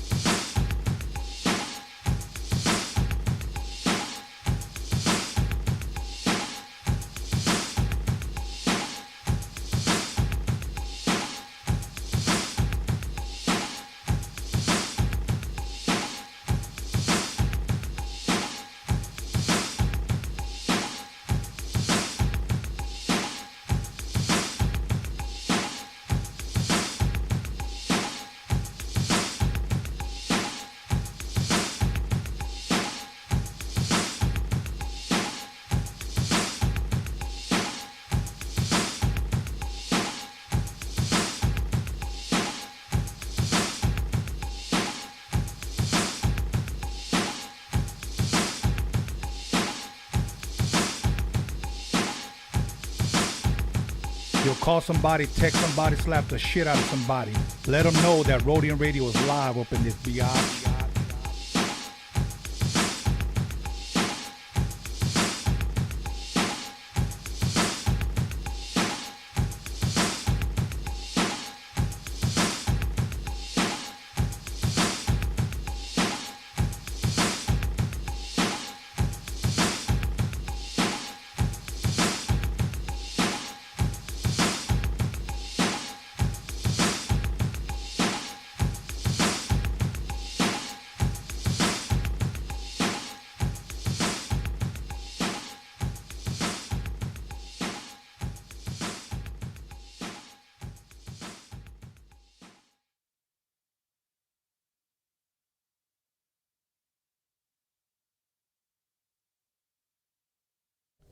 Welcome back, everyone, to Roadium Radio episode 230. So I want to give once again a big shout out to my boy Big Toonz here from the city with all the heart, from the city of Wilmington. So thank you for coming through. This would not be his last time here. When he finishes with that record, he'll be back with Baby Bounce and 7. Once again, much love to everybody from the harbor area tuned in. But without further ado, please allow me to introduce she's a dope singer, and that's all I'm going to say. Kila Rosa, how are you? Hi, how are you? I'm good. I'm glad you're here. Thank you for having me. First and foremost, Yes. I want to tell the fans how I heard about you. Tell me. Tell them. Last night, I was invited to watch the B-side show. Yeah. Okay. Of course, I'm going to give Erica a shout out because she's the one that made the connection. Yes, definitely. And they were playing a song of yours. Mm-hmm. Okay. And up to that point, I'm just being quite honest with you, I had never heard of you, but I liked the song. Yeah. So she said, have you ever heard of her? And I said, no, I never heard of her. Who is she? She goes, oh, Kila Rosa. And then I just said, okay. I said, look, I had somebody reschedule. Ask her if she's interested, And voila, we're here. I'm thankful, like I said, to be here, and I'm glad it worked out like this. Yeah, that's dope. Yeah. So now, I have to ask you, because you don't look like a sports girl, but I have to ask you, did you watch the Super Bowl? I hosted an amazing Super Bowl party. Oh, yeah? Yes. All right, tell us about it. So everyone watches the sports, but me and my girls, we all wore matching Juicy Couture suits. And we had amazing food. And that's what we did. So I host the Super Bowl. I watched the halftime show, but like watching the sport, I'm not super interested. Okay. I mean, it's amazing, and that's cool, but I'm just not interested. Now, what's Juicy Couture? Since I'm a dude I don't know. So Juicy Couture is an old school fashion line where they have these like velour suits. So the old school velours tracksuit. Oh, okay. So they closed down all their stores now. They're only online, but I have a bunch of vintage Juicy Couture suits. So I gave each of my girls a color to wear. So we were all like Teletubbies, like at the Super Bowl party at my house. Now, why Juicy? Because the girls look juicy? I don't know. I'm asking. I don't know why they named it Juicy Couture, but I mean, it makes all the asses look juicy. So there it is there. Even if you don't have an ass. Oh, shit. Okay. So did you enjoy the halftime? Yeah, it was amazing. To be honest, our TV was acting weird and the volume was so low. So I was throwing a hissy fit. I'm like, put the fucking volume up. We can't hear it. I mean, it was horrible. We're like, damn, we saw it, but it was so low. Right. Yeah, our system wasn't hooked up, so it was just coming off the volume of the flat screen. No, you can't. It was horrible. You can't. I was so embarrassed for my company. I was like, I'm so sorry, you guys. Well, it's better than having a box TV. Better than that. I don't know. That may have given us more volume, to be honest. Probably. Yeah. What kind of food did you guys have? Because you said you guys had some delicious food. We had carne asada. We had what did we have? We had an array of things: stuffed mushrooms, jalapeno poppers, all the classics for Super Bowl. Yes. What else did we have? I don't remember. We just had a lot of everything, a lot of junk food. The drinks. You like to drink? I enjoy drinking. Mm-hmm. We had a lot of liquor. Let's just say the party didn't stop till 5 a.m. Ah, shit. So we had a good time. That was at least like 5 Super Bowls of time. Yeah, we had a good time. After the Super Bowl was done, we just like listen to music and all hang out and enjoy each other's company. Okay. Now, just to ask, so I can kind of get a better picture of your type of music, what kind of music do you bump? Like, what did you play at the Super Bowl? What did we play? We played a mix of everything. We went from country to R&B to all the new thought trap shit. We did that. Then we did a little bit of corridos. Then we did a little bit of everything. We mix it up. My crowd's very diverse. We listen to all types of music. Okay. And where originally are you from? Where did you grow up at? I grew up in San Diego. Okay. Yes, I went to school in San Diego, grew up in San Diego, and mid-high school, my family and I moved out to Temecula, California. Let me give a shout out to San Diego because I got a lot of people that tune in from San Diego. So much love, much respect to everybody in San Diego. I know a lot of heads out there, and I've interviewed a lot of people from San Diego here. So I got a lot of love for people out there. Yeah, definitely. So you went to elementary, middle school, and high school out there? Yep, I'm a Catholic school girl all the way up until I moved to Temecula. You said Catholic school girl. That was me. I was in Catholic school all the way till sophomore year in high school. You know what's funny? I don't know what it was when me and my buddies. Yes, me and my buddies. We were in junior high and in high school, and the only schools we wanted to cruise were the Catholic girl schools. Yeah. Yeah. So I don't know why that was. I don't know because they're all locked up and they're scandalous. That wasn't me though. I was a good girl. All good. Hey, all good. Okay, now. You grew up in San Diego. Growing up, did you play any sports? Yes, I did. I played volleyball and soccer. Volleyball was my thing. Yeah. I was like naturally overweight, like a lot of my family is. So my mom one day she had me sit down and watch this like fat camp video, like for real. And I was like so offended. I was like, I'm not fat. That was like 12, 13. So anyways, she gets me a personal trainer and I cried at 24 Hour Fitness, like on the treadmill for like months. And then I got into soccer and volleyball. I started like shedding pounds, getting all this attention. I was like, damn, I'm cute. So from then on, I'm addicted. So since I was 13, I've been in the gym nonstop, never stopped. That's awesome. Yeah. That's awesome. Yeah. I started working out maybe about 6 years ago for several reasons. Having 4 older brothers, 1 younger. All my 4 older brothers were all fucking big. Yeah. All of them. My oldest was like 6'4", I'm like 6'3". The other 2 were shorter than me, but they were big. Okay, so I think they were trying to make up for their height. Right. So they had to compensate. And one of them was like humongous. He actually holds like high school records for lifting weights. So one day he tells me, man, and I don't know if he was mad at me or angry or whatever. He was like, if I just had your height, you know how many chicks I can get? And I was like, anyways. I don't know, short guys get bitches. Hey, I know chubby guys to get bitches, so. Anyone. Just have a good personality and make a girl laugh. Okay. It's in the bag. Okay. Okay, let me put it to the test. Yeah. Say you met a guy online, handsome. Never. Hold on, pal. Never online. Okay. So you met, Instagram. You met a guy online, he seems handsome. He asked you out to dinner. Cool, whatever. Just a hypothetical scenario. You guys go meet at a nice Italian restaurant. He walks in and he's a midget. Would you still finish your date? Yeah, why not? Not in that kind of way, like I'm interested, but I just feel like good conversation. I'm not gonna like turn around and walk away. If I committed to it, I don't know.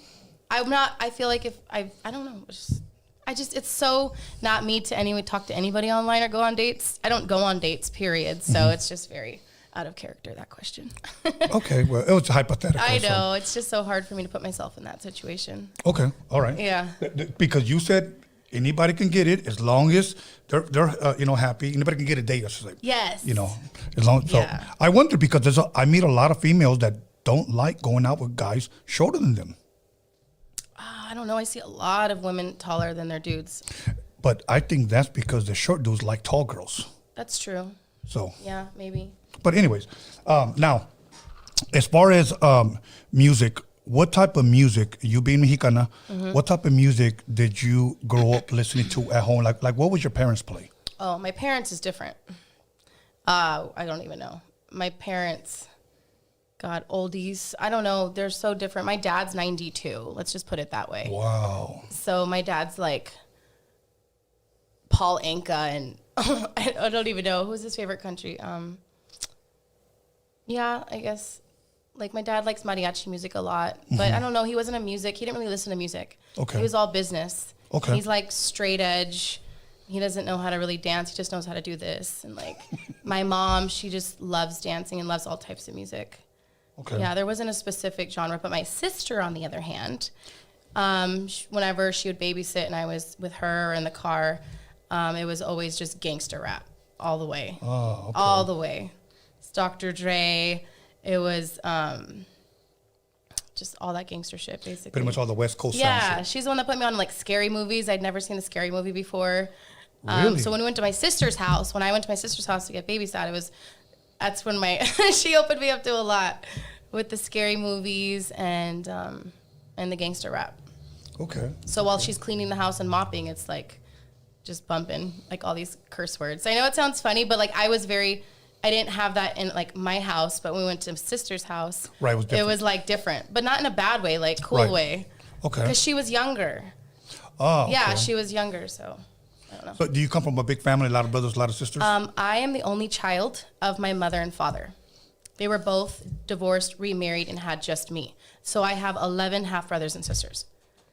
Wow. Yeah, my dad had 9 kids before he married my mom. My mom had 2 daughters before she married my dad, divorced their spouses, married each other, and had me in their older age. So I was raised alone with my parents.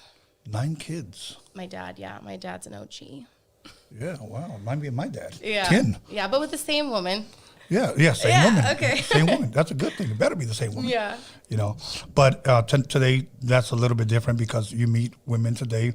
I'm not saying anything wrong, but they're like, oh, that's his dad. That's his dad. That's Yeah, his dad. definitely. So I kind of get it. Yeah. Okay, now as far as so you would say you were raised more around her style of music than anything Yeah, else? I would say, and my parents worked a lot, Uh-huh. so they would have like random like babysitters pick me up, and what turned me out to R&B, I had a babysitter and she picked me up in this old school like little like beater Honda, and it was tape cassettes. So she'd put this one tape in, and it was Next, Too Close.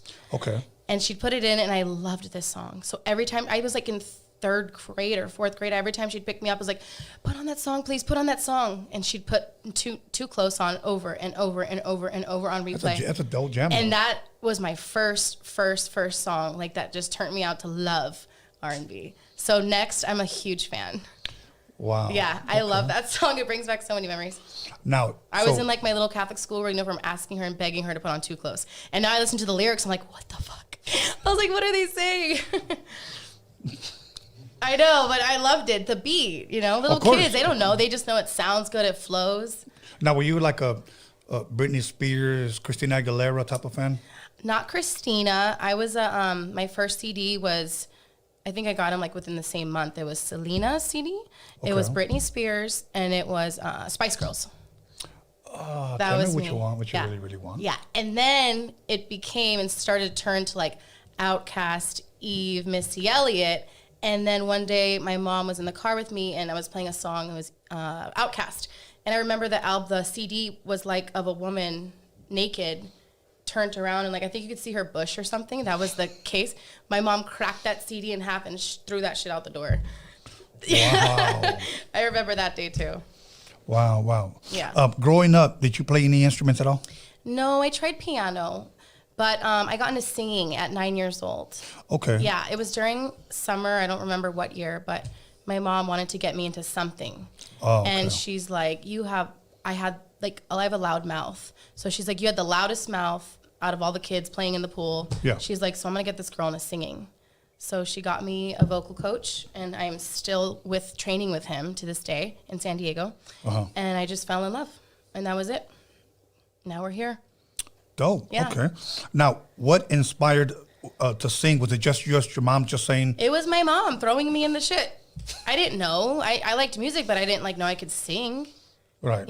She just dropped me off one day. She's like, this is what you're going to do 3 times a week. I'm like, okay. And then I started learning more and more.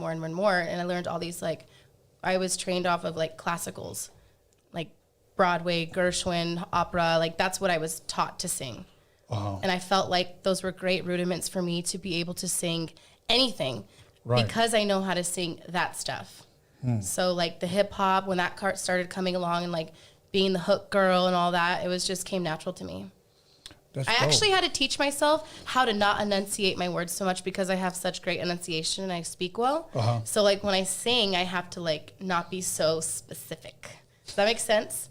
Because you have to vibe with it and you can't be enunciating words that well. No, I know exactly what you're saying. So I had to train myself to not do that.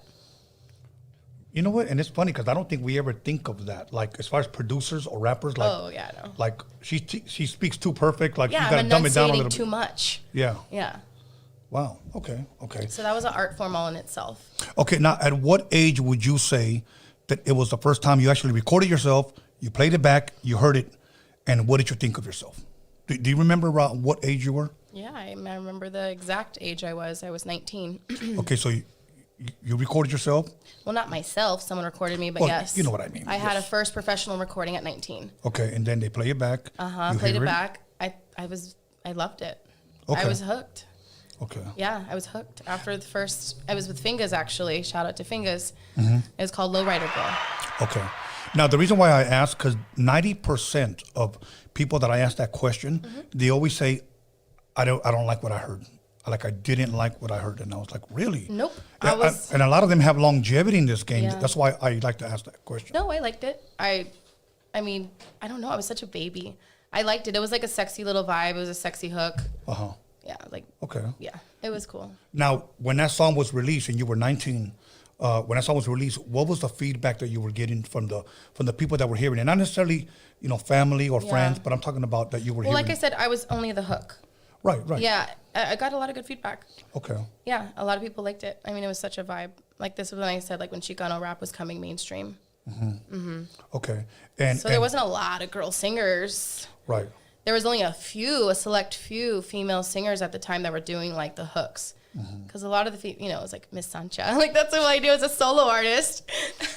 Yeah. As a matter of fact, Have you interviewed her? yeah. Really? She wild? Actually, when she was here, no. Okay.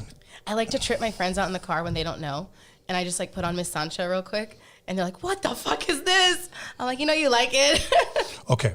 I'm going to tell you a quick story, okay? Tell me. People here saw it, and we got great views. A lot of people tuned in because the guy who released the record, Low Profile Records, okay? Yeah. He brought her here. It was the second time I interviewed him. Yeah. So he said, I'm going to give you Miss Sancha. Because everybody was kind of guessing, who is Miss Sancha? Who is Miss Sancha? So brought her here, and it was an artist named Diamonique. And she revealed, hello, everybody, I'm Diamonique, and I'm Miss Sancha. So he revealed that he would record her, but actually just speed it up a little bit, her voice. Right. So it could be a little higher pitched voice. Right. But that was her. That's not the rapper, Diamonique. Not that one. Yes. No, it's not. I'll show it to you after. You're lying. I put everybody on Roadium Radio, please tell her. Put me up on game because I'm tripping out right now. Yeah. So he brought it because I didn't, and I'll be honest with you, and this is no disrespect, because I didn't listen to that kind of music, Yeah. What did you listen to? Can I just be real with you? Yeah. Good rap. Okay. So I know it's corny, but it was a vibe. It's a time in history. Like that's just not like I don't know. Right. I think it is. I mean, they're but not classical, but it's like classic, for that genre at the time. Right. I know who it is, and I don't even like that's not my shit, but I know who it is. Right. I mean, but my thing was this. It wasn't so much that. I just didn't listen to that type of music. I get it. I listened to all, mostly East Coast, a lot of East Coast music, and a lot of West Coast music out here. So Live instruments. Right. Yeah. Right. So when somebody played me that, I thought they were just. I said, "Are these serious?" Yeah, it's a joke. I know. Yeah. So he tells me, "Oh, Miss Sancha, Miss Sancha, Miss Sancha," and I just asked him like, "Who's that?" Now, I had heard of the artist Diamonique, and I respected her as an artist, Yeah. And when he said, "Oh, it's her," and I was like, "No, it's not her." Yeah. He goes, "Yeah, I would just speed up the voice or whatever." That's so badass. It's crazy because I like the artist Diamonique. I didn't like Miss Sancha, Yeah, Miss Sancha is a character. It's a Right. gimmick. Right. But it's cool. Yeah, well, I think hey, it's cool. as long as she has a fan base and she's winning and making money, I can't hate on that. So You can't. she And to know that she's actually a talented artist behind. Yes. I think you can respect the character a little bit more because to me, like being an artist it's a character too. And yeah, so I think that's cool. but we had a good interview. We had a good chemistry here. Yeah. A lot of people tripped, and a lot of people kind of already knew that it was already her. Right. Yeah, but it was her. It was, That's cool. Yeah, Monique. So now, are you a fan of Chicano rap? Some stuff I think it all sounds the same. Okay. There are some that I really, really, really love. But like a lot of it just begins to sound the same. So it's rare when you find a Chicano artist that you're like, I like that, I fuck with that. Their voice is different because the voices even start to all sound the same. Right. And so that's. Okay. Can you give me a few, even if it's just a few Chicano rappers that you like, that you know, or you grew up listening to, or you were a fan of, or? I mean, I didn't listen to it heavy. Right. But I can name the mainstream ones that I know. Okay. Like Little Rob's, shout out to San Diego. Yeah. Down aka Kilo. Yeah. Matter of fact, you work with him. Yeah, that's my baby daddy. Okay. We'll get to that later. Let's see, other Chicano. Night Owl, rest in peace. He's obviously like huge fan. I like some of Capone's stuff, not all of it. Okay. There's a few tracks that he did with like Fingers that were sick as fuck, but that's because Fingers made it pop. So that's why I liked it. Who else? I mean, Kid Frost I respect. Right. I didn't like bump all of his shit, but there's some cool shit there too. Okay. Yeah, I'd say there's so much underground Chicano rap. Yeah. Too. Yeah. Which I've worked with a lot of underground Chicano rappers. Okay. Yeah. Okay. Now, as far as East Coast rap, do you bump any of that shit? Fab. Okay. Fab. Okay. Huge fan. Anybody else? Let's just say like Wu-Tang, Biggie, Mobb Deep. Any Mobb Deep. I like Mobb Deep. I love Fab.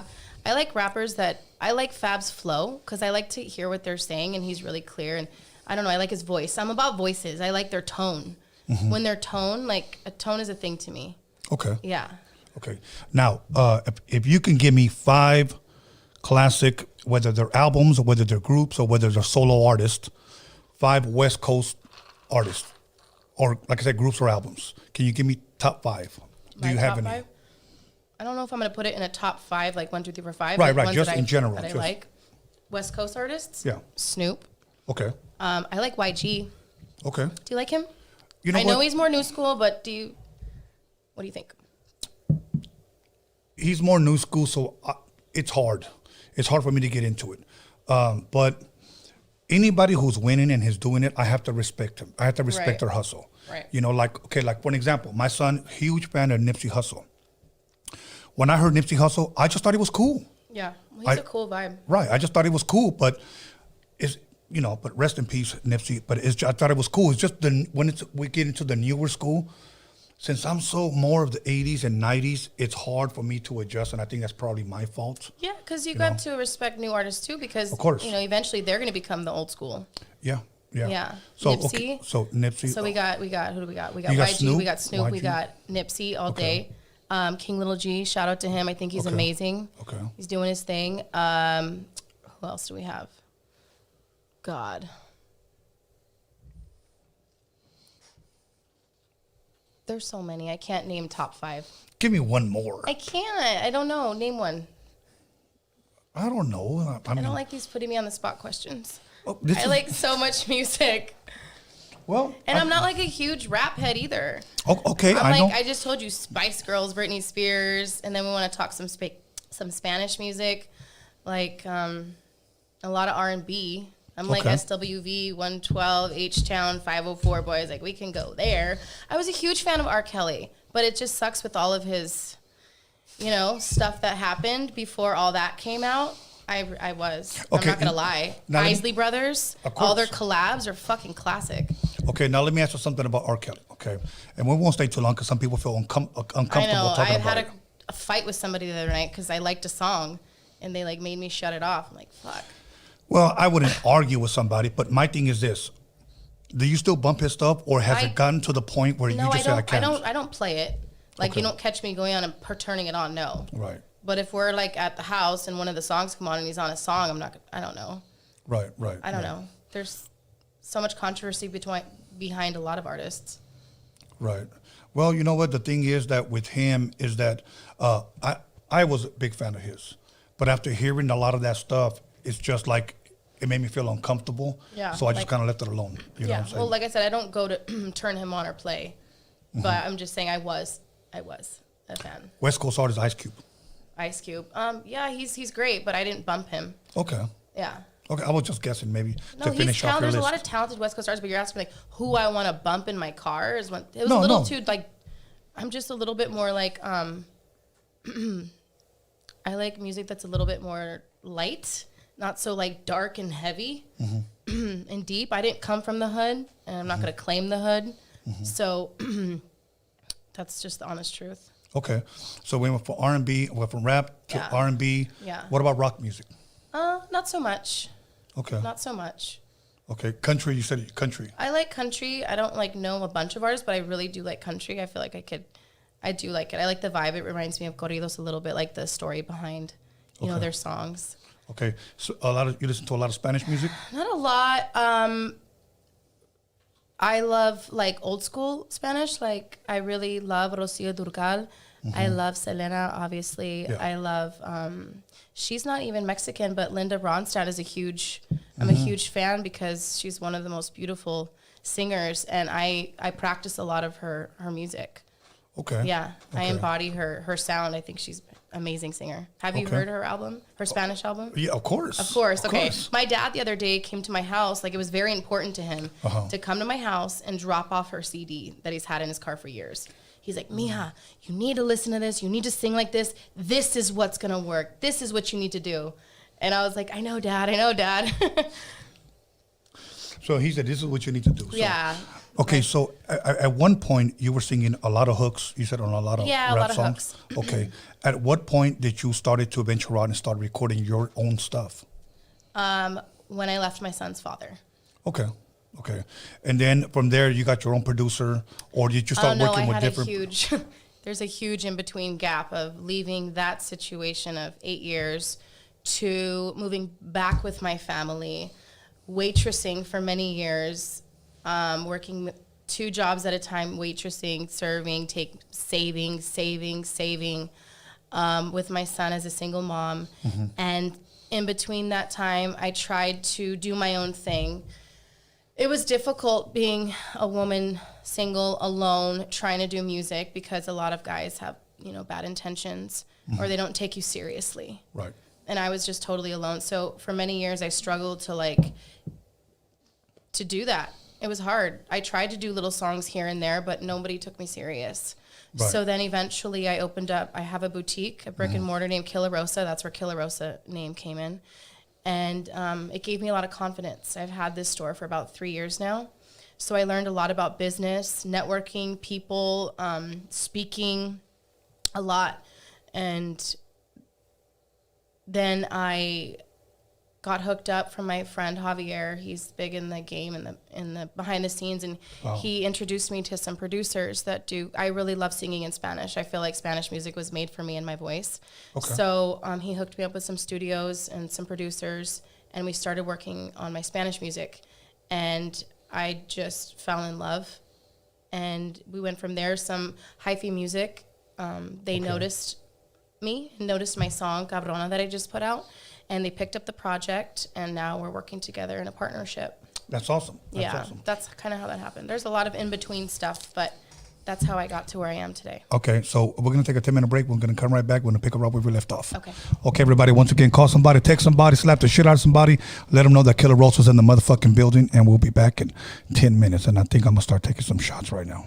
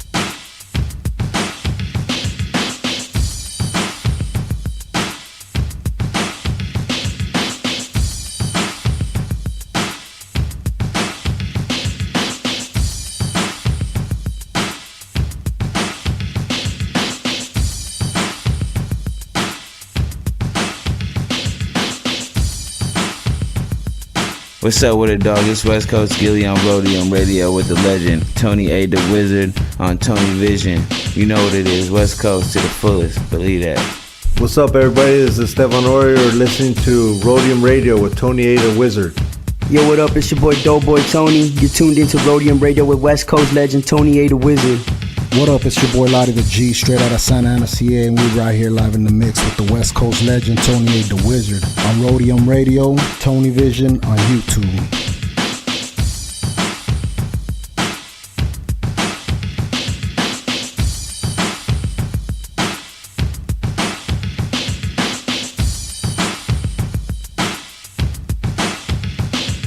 Yo, what's up, world? This is Cool 187, above the law in the building. And you tuned in to Roadium Radio with my man Tony A. the Wizard. Blah! What's up? This is Darren Vegas. You're on Roadium Radio with Tony A. the Wizard. Real West Coast hip-hop history right here. Yo, what up? Sleepy Malo in the house, here at the Roadium Radio with my boy Tony A. the Wizard, giving us our voice back. One of the realest motherfuckers I know. What's up, homie? Show me Frankie Quinones, a.k.a. Creeper from Cholo P. And you're listening to Tony A. the Wizard on Roadium Radio. That's what's up right there. Hey, yo, what's up, man? It's Cujo the Savage. I'm right here with Tony A. the Wizard, Roadium Radio. Everybody stay tuned, man. It's a motherfucking hit.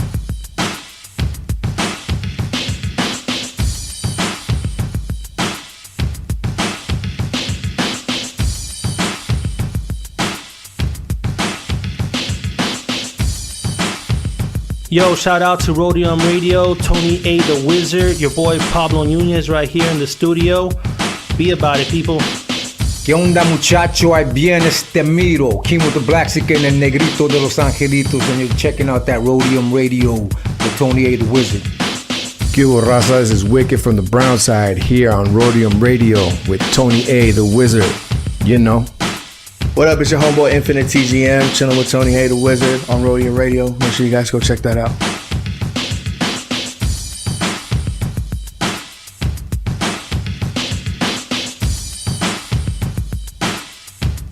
What's good? It's your boy Spanky Loco, and you tuning in to Roadium Radio with that motherfucking legend, Mr. Tony A. You know what time it is, West. Hey, what up? This Rebello the Dawn. And this Dominator.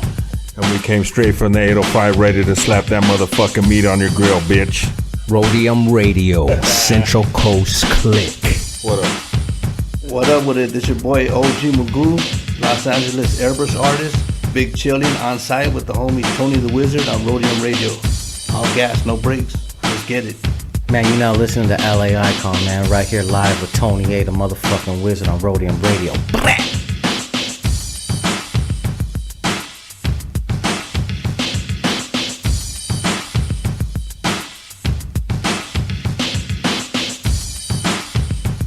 What's up? This is A.DA, the Spanish Fly, with that reintroduction right here on Roadium Radio with my boy, the Wizard, Tony A. Yeah, what up? It's Spanish Fly MC, Big MOC, Mr. Mokes MC, on the Roadium Radio Show, baby, with Tony A, the Grand Wizard. Let's go. Johnny D from Spanish Fly on Roadium Radio. Your one and only Theo with the giant Cheeto. Hey, what's up, everyone? This is Trish Toledo, and I'm over here with Tony A. at Roadium Radio. Make sure you tune in every Wednesday and Sunday at 7 p.m. Hey, what's up, everybody? It's your girl Blanca. Bobby D presents Uncle Snoop's Army. Chilling right here at Roadium Radio with Tony A. the Wizard. Make sure you tune in Wednesdays and Sundays at 7 p.m. on YouTube. What up, West Coast and all hip-hop fans? This is your girl, Violet Brown, and I'm here with Tony A. the Wizard. Yo, this is Daniel Jones, the D to the motherfucking G Media Clips. Here with your boy, Tony A. the Wizard on the Roadium Radio Show. Check 1 2 1 2. This is Roger Live, and you are in tune to the sounds of Tony A. the Wizard on Roadium Radio West Coast. All right, what up? It's your boy King Cash right here at Roadium Radio with the homie Tony A. the Wizard. Make sure you guys subscribe. Yo, what up? It's your boy Trouble P here at Roadium Radio with your boy Tony A. the Wizard. Make sure y'all subscribe and tune in. West Coast. Yo, what it do? This your boy, Big Havoc. One Hood Admiral, South Central Cartel General. And you're tuned in to to Roadium Radio with my boy, Tony A, the Wizard. Stay locked in. Hello everybody, this is Rocky Padilla, and you're listening to Roadium Radio with Tony A, the Wizard.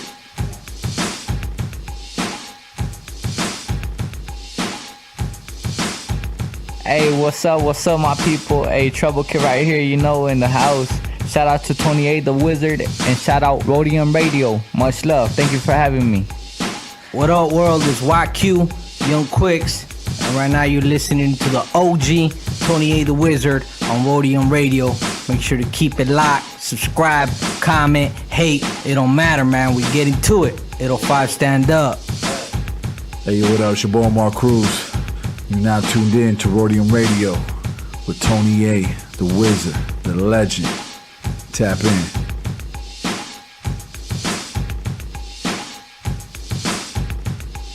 What's happening, everybody? It's your boy Queenie. You're tuned in to Roadium Radio. Check my man Tony A, the Wizard, every Wednesday and Sunday. Stay tuned. Comment, like, subscribe, all that good stuff. You know what it is. What's up, pimpin'? It's your boy Johnny Boy, aka Mr. Las Vegas, at Roadium Radio with your boy Tony A, the Wizard. Yes, catch us every Wednesday and Sunday. Yeah. Hey y'all, this is Elvia Cadena here at Roadium Radio with motherfucking Tony A, the Wizard. Make sure you guys subscribe, like, and share.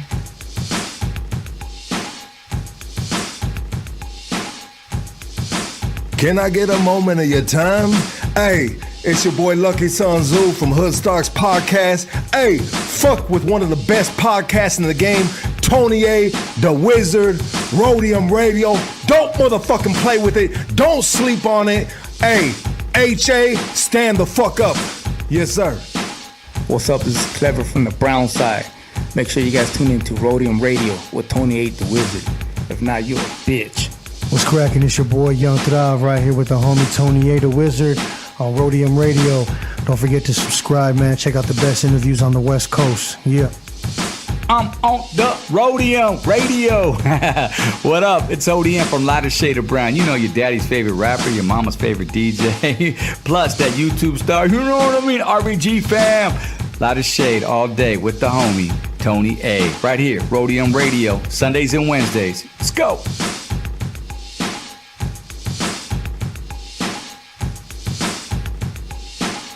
What's up, y'all? This is Dalia Coronado.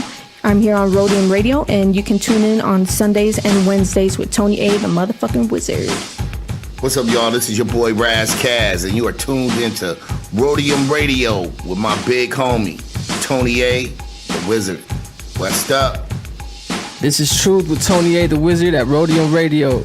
Make sure y'all subscribe to the channel, live Wednesdays and Sundays at 7 p.m. Tune in.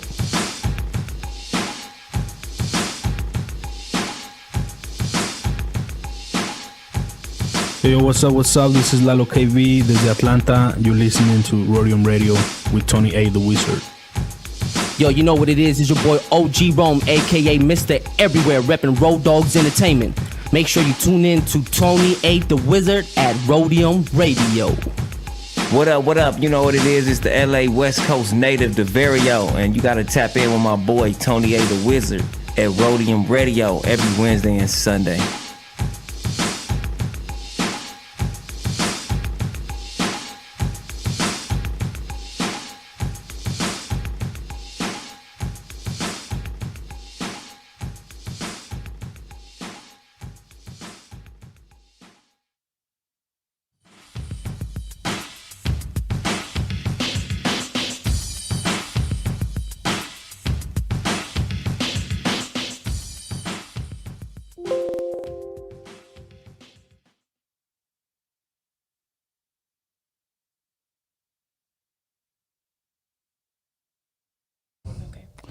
Welcome back, everyone, to Roadium Radio, and this is the Jack Off Hour, and we're back now with Kila Rosa. Kila Rosa. How you doing? Good.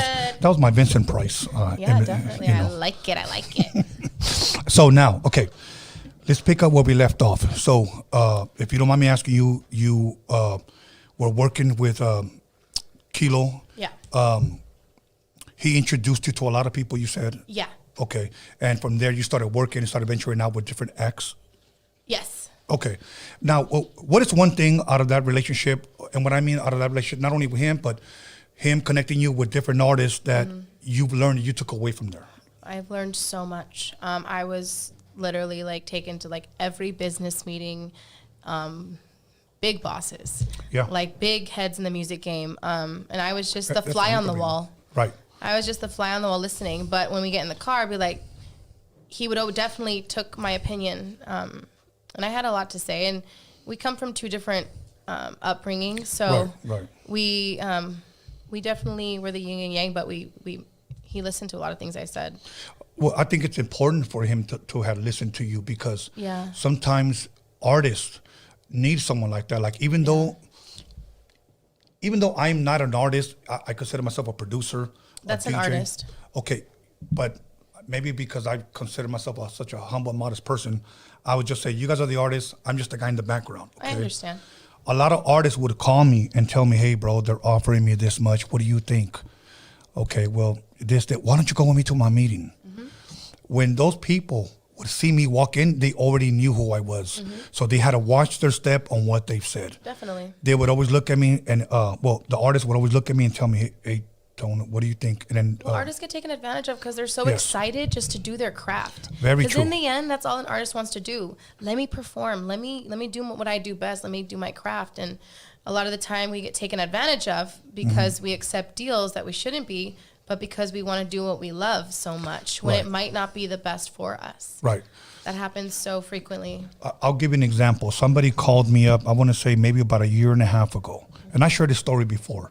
But for those of you that are just tuning in, for those of you that are just subscribed or heard of Roadium Radio, let me kick a little, just a little game about the industry today. One guy calls me up and he tells me, hey, Tone, this record label's offering me $20K to sign with them. So I said this, okay, the first question that I want you to ask him if it's recoupable. Do you have to pay it back? Definitely. And he goes, okay, what else? Ask him for how long and how many albums do they expect from you from that one time? The only answer that they text him back was 2 years. Okay, and I said, first of all, 2 years is terrible because you could make more money working minimum wage at Subway for 1 year. Yeah. Okay? Definitely, because all you're going to be doing is working your ass off for those 2 years. So I said, ask him if it's recoupable. He didn't answer. Ask him if it's how many albums. The guy wanted 6 albums out of him in 2 years. Okay? And, of course, it's recoupable. And I go, now, just to find out how bad, ask him how bad he's going to rip you off. Is he going to give you everything up front? And he said, no, he's going to give him $5K every 6 months. Fuck that. Right. But you know what? Somebody barely starting, doesn't $20K sound good?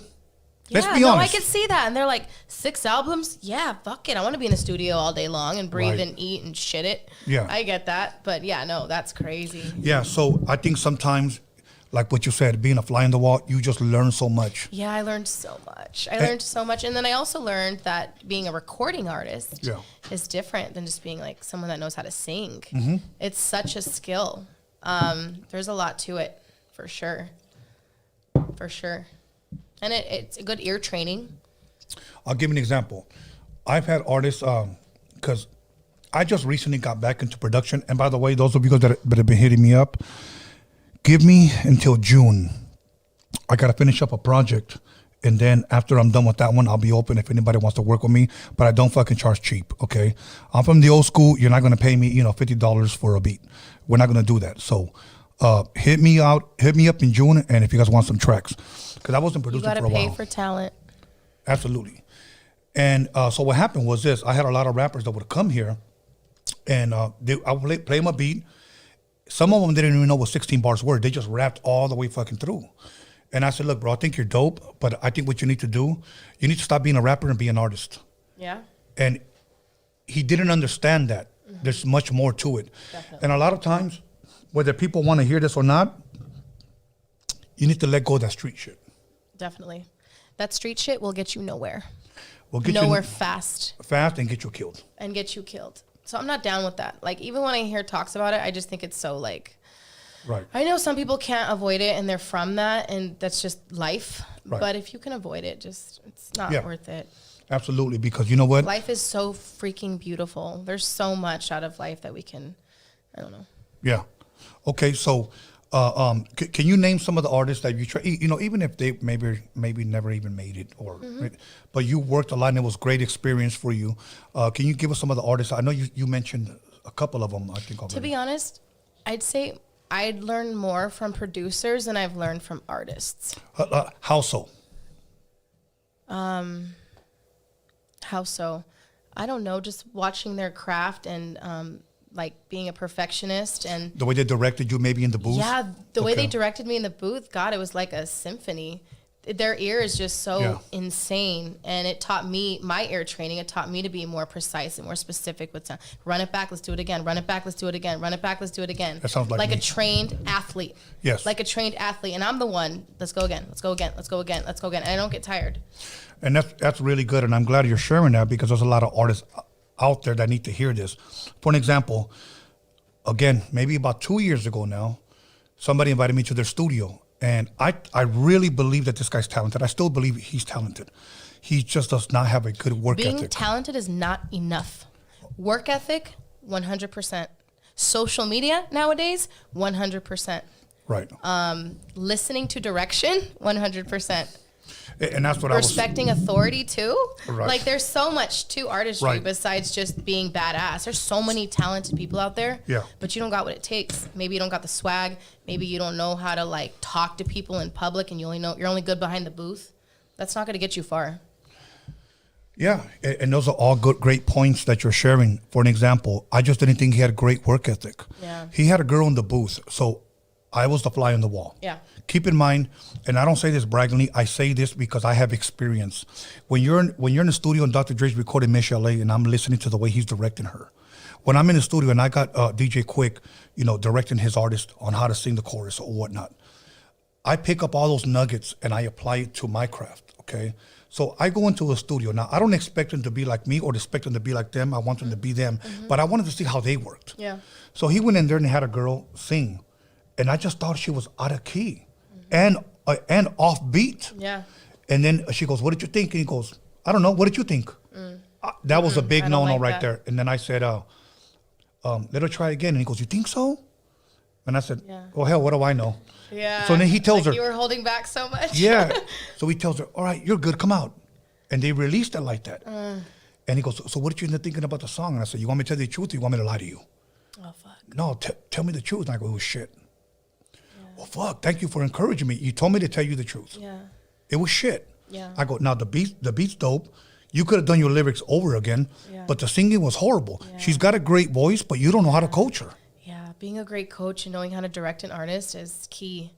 It really key. is. So that's why, like, people are like, "Oh, what producers do you fuck with?" Like, it's a very small list because even though I've been singing for many years, I like to be trained in the booth. Right. I want you to direct me. It's like a director in a symphony. It's not a game.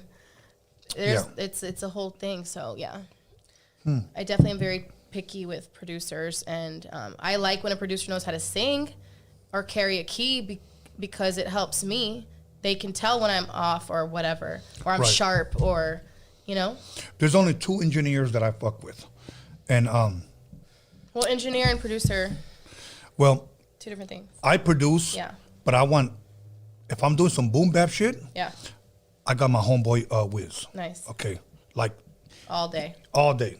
If I'm doing some poppy, R&B, funk type of shit. Yeah. Believe it or not, and even though he can do hip hop, but I like him for this is my boy Devin Vegas. Nice. Okay. Those are the only 2 guys I fuck with. I don't fuck with nobody else. And there's so many people that I'm sure come to you. Hey, let me do this with you. Let me do this with you. But Right, and you know what? You know what you're gonna get out of this person. And it takes a lot of time to experiment around with producers. Right. I don't have time to do that. I need to know that you're the shit and you're gonna get this shit done. Let's do it. Right. I don't have time to like jump around and like trickle with other like random people. Right. Does that sound like cocky? That's not cocky, right?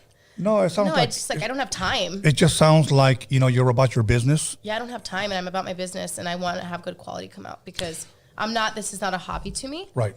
This is something I'm trying to build as a career, a lifestyle brand, along with my fashion line as well. So right. I take it very seriously. That's dope. Okay, now, let me ask you this. You said this, and I think this is very, very important that we talk about this, because I think there's a lot of women out there that can get educated by what you said earlier. You said there's a lot of women out there that get taken advantage of in this industry. All day. What do you mean by that? What I mean is, I don't know. I feel like a lot of them, it's not just the music industry. Women get taken advantage in general, but I feel like they allow themselves to. I feel like a lot of women allow themselves to get taken advantage of. That's part of it, yes. Because, or they're very naive. I'm very loud, bold, and strong. So the second I read some bullshit, I call you out on it, and a lot of guys don't like that. And that's why I say I'm not further along in my career. And I think it's good that you do that. The sad part is that when you call a lot of guys out on their bullshit, they'll start talking shit and spreading. Fuck you, that's a hoe. Don't fuck with her. But like I said, that's why I'm not further along in my career. Because if I would have let myself get taken advantage of over the years, maybe I'd have some hits out. I don't know. You know what? And I'm glad you took, the road you took right now. I am too, because I think now is my time. Now that I've had my business for a few years and I've grown that confidence and that boss mentality, I'm like, don't fuck with me. Yeah. So let's do business. I respect you. You respect me. Please treat me like, you're equal. Yeah. And I'm glad you brought that up, because throughout the years, and I would never ever give it no names, but throughout the years, I've seen women get taken advantage of in the sense of like, you're dope. I want to work with you. But really, let's be honest, and I'm just going to say it, but I'm trying to hit too. Yeah, for sure. Let's hit, and then let's make a song maybe after if we have time. Right. Yeah, it's not like let's do some music, and if we have chemistry and possibly no, it's backwards. The reason why I encourage women to avoid that is this, because I've seen it happen many, many times where women will do that thinking, okay, if I do that, then I'll get my song out, I'll get this, okay, whatever. No, you'll just Most of them are married and they got girlfriends, honey. You'll just become a groupie. After that, you'll just be another groupie to them. Oh, you know what? I did this plenty of times. It never happens, and I've seen it plenty of times. Yeah. There was only one time where I worked with a female. I was under my management at the time, rest in peace, Steve Viano, and he brought a female, which everybody was saying she was like the next Tina Marie. Everybody was saying this. Now, there's no equal to Tina Marie. I worked with Tina Marie. I produced a song for Tina Marie. Yeah, she's badass. But nobody's equal. I said that to say this, that when I met her, I thought she was dope, and I said, I would like to work with you. My manager said, I want you to do a hip-hop song, but I want her to sing some R&B shit over it. This was, I want to say, like 94, 95. I said, okay, cool. She brought her boyfriend, no problem. But this guy was fucking on me, like, I'm over here producing beats, and he's like, and I'm like, yo, man, can you back up? And it got to the point where it was fucking up business for her. Yeah. So the next time I told my manager, because he said, how did everything go? I said, it went good, bro, but this guy's like a fucking narc. Like, this guy's breathing down my neck. And that could mess up her future. I have a strong opinion about relationships and musicians climbing. Musicians climbing, a lot of the time, cannot be in a partnership. Sometimes you get lucky and you have an amazing partner that supports you and uplifts you and whatever, right? But most of the time, I'd say 90% of the time, while you're on the rise and climbing, it's very hard to have a partner there that's not holding you down. By the way, you bought me this. I did. It's not a big deal. I just wanted to make you a little paloma, but you're just taking it with a shot. So yes. So, but you know what? I'm glad you said that as far as a partner that's climbing, because there's artists that I have known that are rappers and their girl's a singer like yourself. Yeah. And for some reason, she's getting more shine and these guys are hot. And I've always said this, bro. Or vice versa. Well, it's always been more the girl than the guy. Really? Okay. At least. If the guy allows it, I don't know.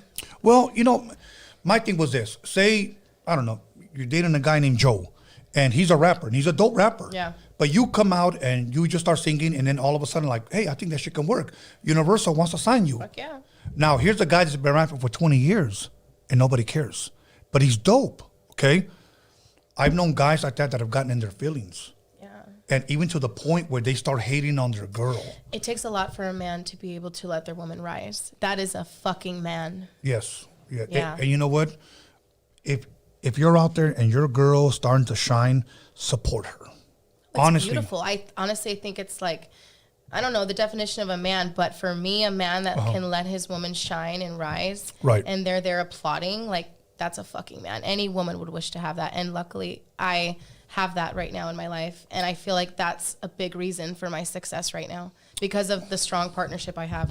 Well, you know, they always say behind, what is it? Behind a strong man, there's a strong woman behind him. Vice versa. It's vice versa. Yeah, It's definitely. Not in all cases, but definitely. No, but that's a good thing. And I just wish that most guys would, at least that I knew, would understand that concept that, hey, if she's shining and if she's about to take off, support her and she will love you that much more. Yeah, because at home, you know what she does for you. Like, I'm sure she just back to like normal self, cooking, cleaning, taking care of you. Like, just let her shine. Right. Yeah. What's it going to hurt you? I don't know. Like, our success is your success. We're a partnership. Our success, how did you say it? Our success is, I don't remember. Your success. Her success is our success. Yeah, this is a us thing. Yes. This is us. Yes. And There's that's the no way. you and me. This is us. No, and that's the way it has to be. Yeah. Okay, so now let's talk about let me bring this up because you have a couple of songs that you sent me. Okay, give it to me in order because let me give you the songs that you sent me. I know the song you're pushing right now is Cabrona. Cabrona. My new song is Hasta la Muerte, which is the one I'm pushing both. Okay, Hasta la Muerte, that one's not on here. But, okay, let me name the songs. Perfect Sunday. That was the very first video I ever did. Okay, My S's. That was the third video I ever did. Okay, Chop It Up. That was with Cam, Battle Cat, and Kilo. Dope. And I know you said Dope as fuck. Battle Cat produced that. Yeah. He was As a matter of fact, just to let everybody know, because they've been asking, Battle Cat will be back. I interviewed him early on when I first started the podcast. Yeah. So he's doing so well, and he's so humble. Yes, He's dope. so humble. I love it. He still comments on my stuff. I'm like, that's so cool. Yeah. Like, that's history. Yes. Yeah. Cake Boss, and then Cabrona. Yeah. So yeah. All the others, Cabrona is what I'm pushing now as a solo artist. All the other stuff, I was the hook girl. I was on the hook. But like now as a solo artist, it's Cabrona. It's out on all platforms. That was my first like corrido tumbado sound that I was experimenting with. And it was kind of like I'm here. This is me, Kila Rosa, as an artist. Because before my name was Rose Gold, which Kilo named me, which was like cool and all, but I don't even like rose gold. So Kila Rosa is my company name, my brand, my everything, and that's what I'm going with. Okay, now, at what point in time or how long has it been that you said, I'm going to transition into doing the Spanish thing? I've been singing Spanish for, I would say, maybe 5 years. Okay. Yeah, like 5 years. Okay, Yeah. but if I'm correct, Cabrona is the first one you've released all Spanish? Yes. Okay. Yes, and then the next one is beautiful. It's like a ballad. It's timeless. It's called Hasta la Muerte. My inspiration was from Ride or Die Bitch from The Lox and Eve, which is really funny because it's hip hop.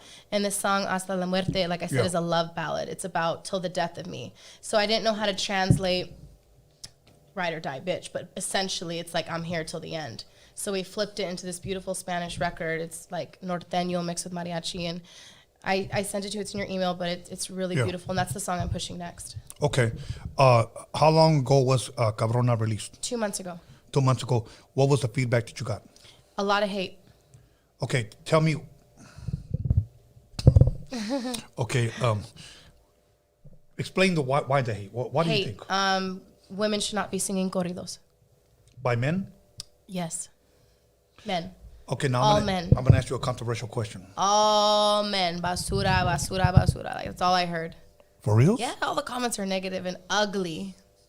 Damn. I'm look, like, look, you ain't getting nothing at home that you gotta fucking take time out of your day to go comment on my shit. It's like, go to work. No, they're probably taking long breaks, taking a shit at work, and then they just figured, fuck it, let me just put basura. Yeah, it's so weird to me. You know, look, here's my thing. Is your life that bad that you can't see somebody win, that instead of encouraging them, you got to just say, fuck it. It's shit. It's basura. You fuck suck. you. Fuck you. Go back to the fucking grave. Whatever they say. it's really, I laugh at some of them. Some of them are really funny. Like there was one that said like, Narcos, like, stop promising your side chicks a singing career. I'm like, that was a good one. That was a good That's one. a good one. I was like, that's fucking funny. You Like, should've I'll give posted you that that. shit. I'll give you that. But it's hard not to respond. I want to be like, fuck you. Or like, I think we all do. You know what? yeah, And I have here's to my like thing. write it and then erase, and then I just have to just not read it. Then I blocked comments. I'm like, I'm not reading none of this. No, okay, see, here's my thing.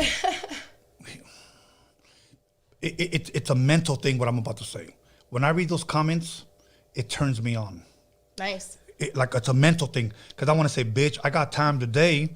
Let's go. Let's go. You know?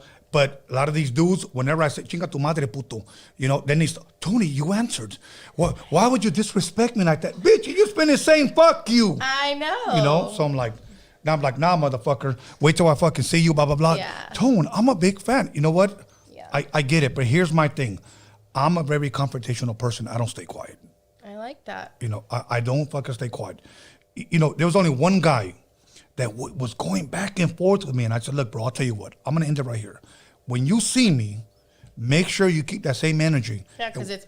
Walk up to me and tell me. So I went to a little sports bar. I won't say where. He knows who it is. You know who you are. So I walk up and I'm going in and they're like, hey, what's up, Tony? Come on up. I turn around and went like this. The fuck? And it was him. You know what that fool did? Kissed your ass. Bought you a beer.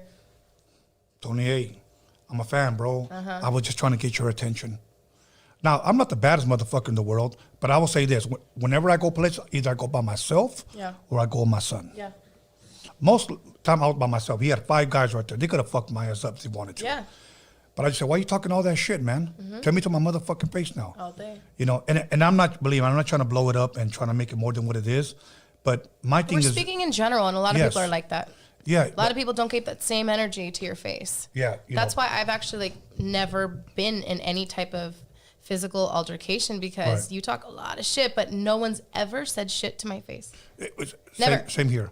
I got one female that hates on my ass. Yeah. One female, and that's why it trips me out that you have guys. I would think it would be from the same It's gender. 99% men hating on me. The women are like, get it, girl. Go, girl. I'm like, hell yeah. Get it, girl. And then I always respond and I always comment and follow. I'm like, thank you for the love. Thank you for the Mm-hmm. support. Like, I always comment on them, like, you're beautiful. I always flip it on them. And Mm-hmm. even the haters, the girls that do hate, I also tell them, you're beautiful. Thank you for those good vibes today. And they say shit back. One guy was like, your fucking show is trash. And I go, say whatever makes you feel better. Yeah. Or the one guy goes, fuck it, Tony. You know what I tell him? Pretend I'm still here and tell me all about it. No, That's all I... my family and friends, like, I have to, they go on with the wars. I'm like, stop it. It's so funny. I like it. So it's so funny. believe me, and I got good one-liners Yeah, too. but a lot of them don't feel that that's a real person running the page. They also think it's like maybe just like a company or something, but like it's like really me. I'm really responding. No, it's really me. Yeah. You know, like you suck. That's not what your girl said.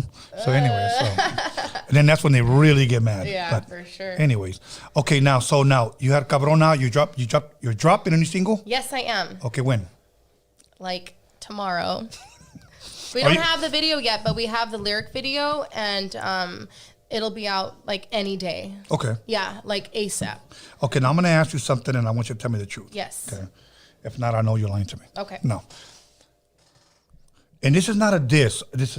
But I have to ask you, since you do Go this ahead. type of music. Go ahead. Are you a fan of Jenny 6ix9ine? Who's that? Next question. Okay. So there's no video. So when would the video drop? The video for Hasta la Muerte? I would say we're working on concepts right now, which I'm really excited about. Maybe within the next month or so. But Cabrona was a big project for me. It was a Okay. big project. It took a long time. Okay, now why Cabrona? Because, parents are like, pinche Cabrona, culera, mamona. Cabrona was like my coming out song. Like I said, my business gave me a lot of confidence. And this was just like, hey, I'm here. What's good? Okay. Yeah. So are you saying that you're actually una Cabrona? I would say so. I'm a badass bitch. Okay. All right, Cabrona. So anyways. Yeah. You like that, huh? Hey. Anyways.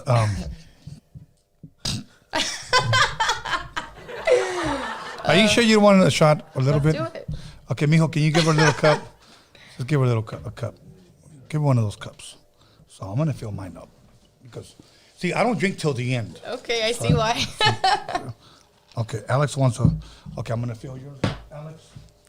Yo, give me 1 second. What is that? The Blanco. Hold on, Trick. You're gonna be. So, all right, let me see. I love my boy Alex. He's the guy on the 1s and 2s. Okay, let me see. Tell me when. Right now, that's good. Like a long time ago. It stopped. Okay. Oh shit! I'm gonna die. That's what, just sip on it. Just Are sip you on driving me home? Yes. Okay. Just sip on it. Here, my favorite toast is this: to a long and prosperous life. Thank you. Same. So, just sip on it. I have to have a. That was good. Thank you. It was Yes. a long day to be here, but I'm happy I'm here. No, I'm happy you're here. Once You know again, what? thank you for having me. And you're very welcome. And I know that fans are here, are happy to have you here. You know what?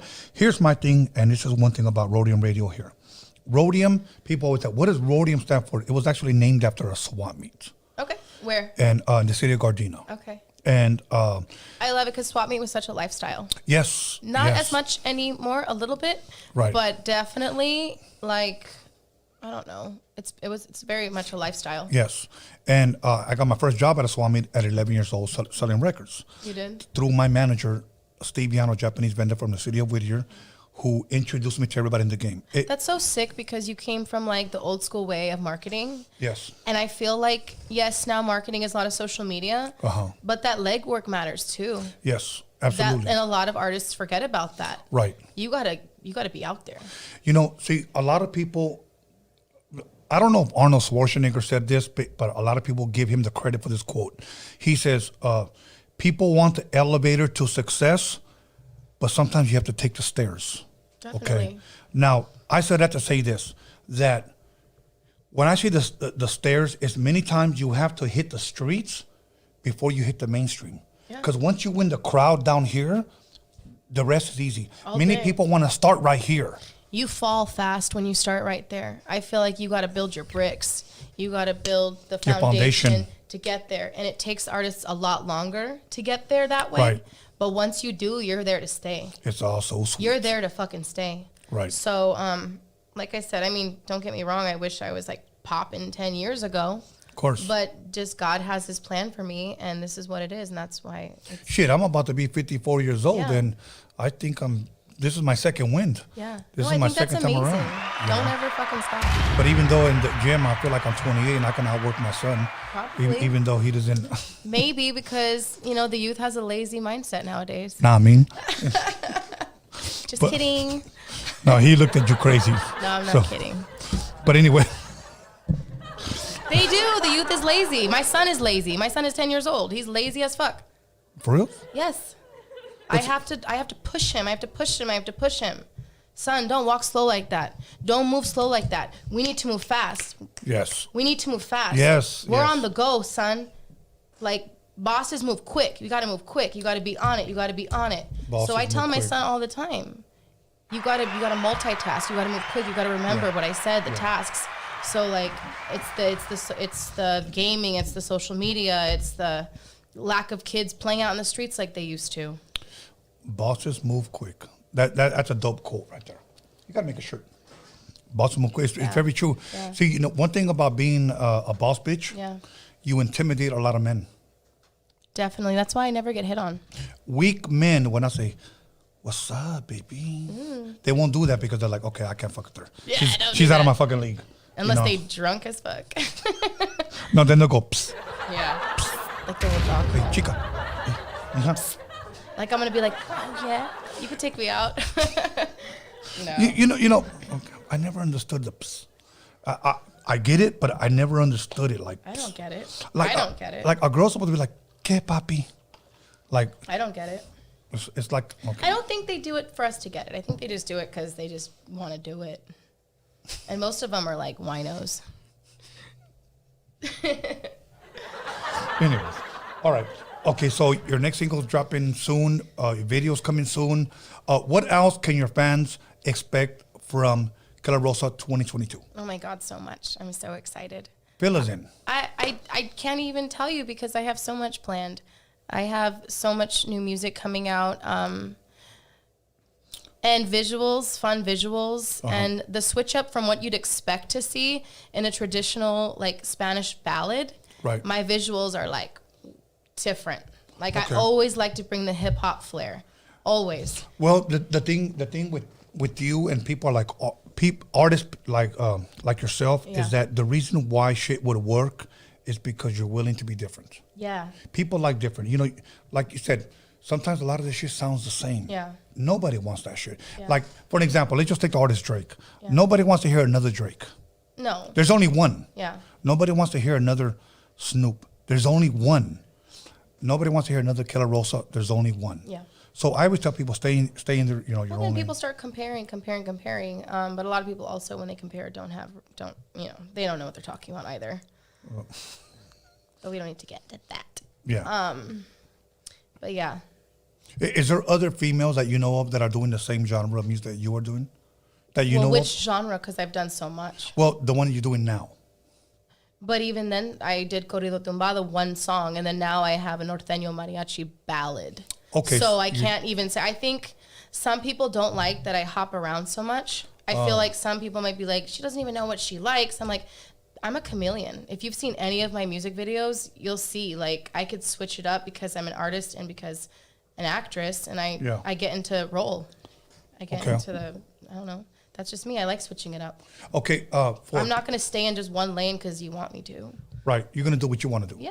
Okay. Now, as far as artists out there right now that are looking for maybe hooks, are you still interested in that? Yeah, of course. I would love a good project. It's just all about the project. Okay. Yeah. Now, let me ask you this. I don't just do music for a quick $500 just to get lost in translation. No. Okay, that was my next question. No, like I have my business. It's doing amazing. I'm just like, if it's a great, you know what I've really been wanting to do is a collab with a guy. Like I've been wanting to do like a whole like back and forth singing thing. I've been wanting to do that for a long time. Singing, rapping and singing, or just singing and singing? It doesn't really matter. Rapping and singing, singing and singing, doesn't matter. I've wanted to do that for so many years because I told you, Isley Brothers, all the little collabs they do when they sing back and forth like a story, or who else did a great one? There's so many. I love that. That's dope. I love that whole little like battle thing. Okay. Yeah, I love Okay, that. well, your Instagram has been up on the screen, so if anybody wants to get a hold of you, they'll DM you. Yeah, definitely. I respond to everything, you guys. I see everything, I read everything, and I always comment back. So it's Kila Rosa Music. Kila Rosa is my fashion line. Okay. Say a guy hits you up and his name is fucking Jorge. Yeah. And I'm a rapper. Yeah. I want you on one of my hooks. Yeah. Okay. Say you never heard none of this stuff. Would you request, like, send me some of your stuff? I always do that. And even if I don't, I always do that. I said, yes, shoot over what you got. Now, say that you don't like, let's just say you're not feeling his music. Yeah. But he's willing to pay you $1,000 for a hook. Would you still do it, even though you don't like his stuff?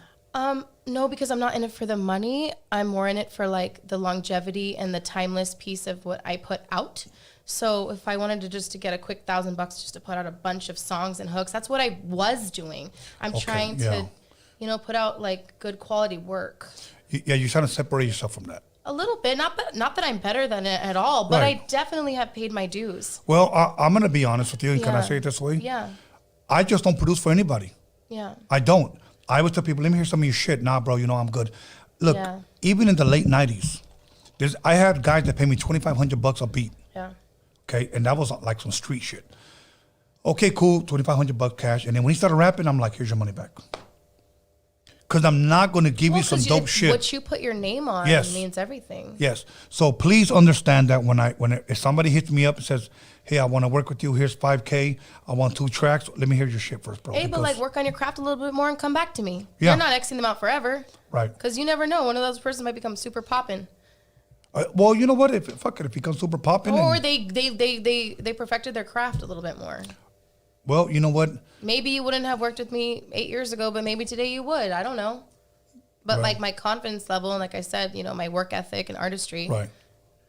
Like with me, like I always tell people, look, bro, I just don't work with anybody.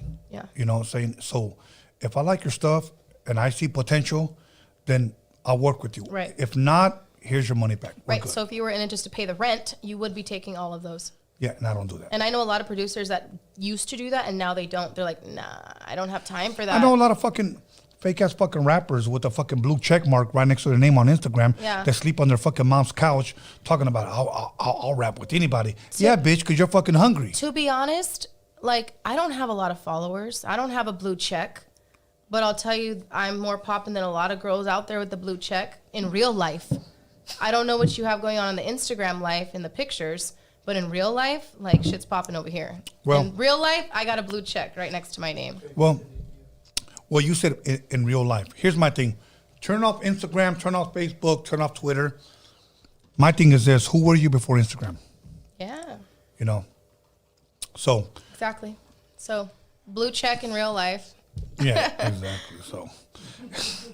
And plus for that, you can buy followers and you can buy I've got blue these check. little like weird spammy things like Yeah. get verified or get whatever. I'm like, I literally don't have like shit followers. There's girls that are 15 that have more followers than I do. But I feel like my followers are Because they're selling their bathwater. but I also feel like my followers are strong followers and they're really followers. Yeah. They're not just like random ghosts and spammy stuff, just like algorithm follows. Right. These are real, true people like watching me. You know so my- that means a lot to me, to all of my followers and supporters. Thank you. You know my Roadium radio page? Yeah. You know that this is my 5th page? No. This is my fucking... Every time I hit 10 to 15K, Yeah. my shit gets deleted. Because you got a bunch of motherfucking haters out there. Cry. Yeah. Because I know how hard I work And you know for what? my I- social media. I start my shit over again, and I haven't even been on this page a year. Yeah. So, but you got a bunch of motherfucking haters, and the sad part is, it's always our own people hating on each other. Always. Always. Why do you think that is? I feel like they're just very old school and used to classic. The same way you just said that you only like the old school hip hop and the old school this. Now the new school, you have some, Right. maybe you don't like it. Maybe you have something to say. I feel like that's how Hispanics are. But anyone that's like white, black, Asian, anything else other than Hispanic, they're like, that's tight. I love it. That's cool. I have not heard one hate, but all the Hispanics We hate on each other. hate. The Raza hates on the Raza more than anybody. And I don't know why. Because we're so unified, right? Of course. We're so unified. But when it comes to like the success part, I don't know. The hate, the chisme. You know, it's funny because when I first started this podcast and people were tuning in and watching, and I told you before off camera, I didn't know if anybody was going to fucking tune in. I just figured, let me just go ahead and do it. And my subscribers, my comments, and everybody started tuning in, the hate really kicked up a notch. I don't let that shit bother me because I can clap back, okay? I'm good with that. But my thing is like, I always wonder why. Like, wouldn't you want to see one of us? And I'm providing a platform here. And let me ask you a question. How much did I charge you for this interview? If anything, you spend money on me, okay? I spent money on gas, a hotel to get ready in, that little bottle. Right. But you know what? That's like I said, I'm paying my dues. I'm doing what I got to do to be Right. here because this is my platform that you created for me. Yes. So thank you for doing that. Yeah. So like you just said, you're creating a platform for us. How are we going to hate? People don't understand that. Right. They don't. That's like someone becoming a dentist so they can work on y'all. You're going to hate on the dentist? There's different careers. There's different Fuck you your know? crowns. For real though. No, it's true. It's true. And that's what I do. This is just a different type of career. We're Right. just a little bit more flashier, a little bit more out there. Right. And people are like, humble yourself down, but they don't know. No, that word They humble don't doesn't know. exist. So, but anyways, other than that, we come to the end of our interview. Okay. Is there anything that I didn't ask you? Anything you want to promote? Anything you want to say? No, I think you covered all bases. Like I Okay. said, for the 5th time, thank you for having me. And you guys just check out my my new stuff. All good. Yeah. All good. Other than Hate that, it or love it, just all comments are welcome. hate it or love it, the underdog's on top. There you go. Any shout outs? Shout out to my son, first and foremost. I love you with all my heart. Shout out to my family and friends who support me no matter what. And shout out to my man. I love you. Okay. Give me your name. Josh. Much love, much respect, Josh. And Sarah. Is it Sarah or Sarah? Sarah. Sarah. Okay. Thank you guys for coming through and joining us. Other than that, I'm going to give my shout out. Yes, definitely. First and foremost, I want to thank you for coming at such short notice. It's been an honor and it's been a pleasure for giving me the opportunity to interview you. Thank you. The only thing I want you to promise me is that when you blow the fuck up, you're going to come back. I promise. Okay. Pinky right now. Okay. And we're going to do Cool. pinky and then you kiss on it. All right, cool. All right. Hey, you got to kiss it. I never done that before, so first time on Roadium Radio. Okay, so it's on record. I will be back. Yes, awesome. Okay. Alex Cervantes Enterprise. If you guys need a smog, because it's smog time, make sure you guys hit him up because there's not a smog that he can't fix because he can do it in the mix. So once again, hit up Alex Cervantes at 8 Enterprise. It's on the description. If you guys need a collab, if you guys need a hook, if you guys need whatever the fuck you need, as long as it involves music, hit up Kila Rosa, and her Instagram is there on the description as well. My boy Anthony, the Hip Hop Jedi, thank you. My son Beast Gallant for helping me promote this. Also want to give a shout out to my boy Big Toonz, my boy Seven, and Baby Bounce. Baby Bounce, Bounce, Bounce. We need to do a song like that, bro. Baby Bounce, Bounce. That's a fucking club banger. Anyways, other than that, I also want to thank me and Sunday. Fuck, I thought that day was Sunday. But anyways, because I don't work. So, anyways. Thanks for tequila. Yes. Sunday, I got another fucking special guest. And then at the end of this month, I believe it's the 27th, we have another verse for verse.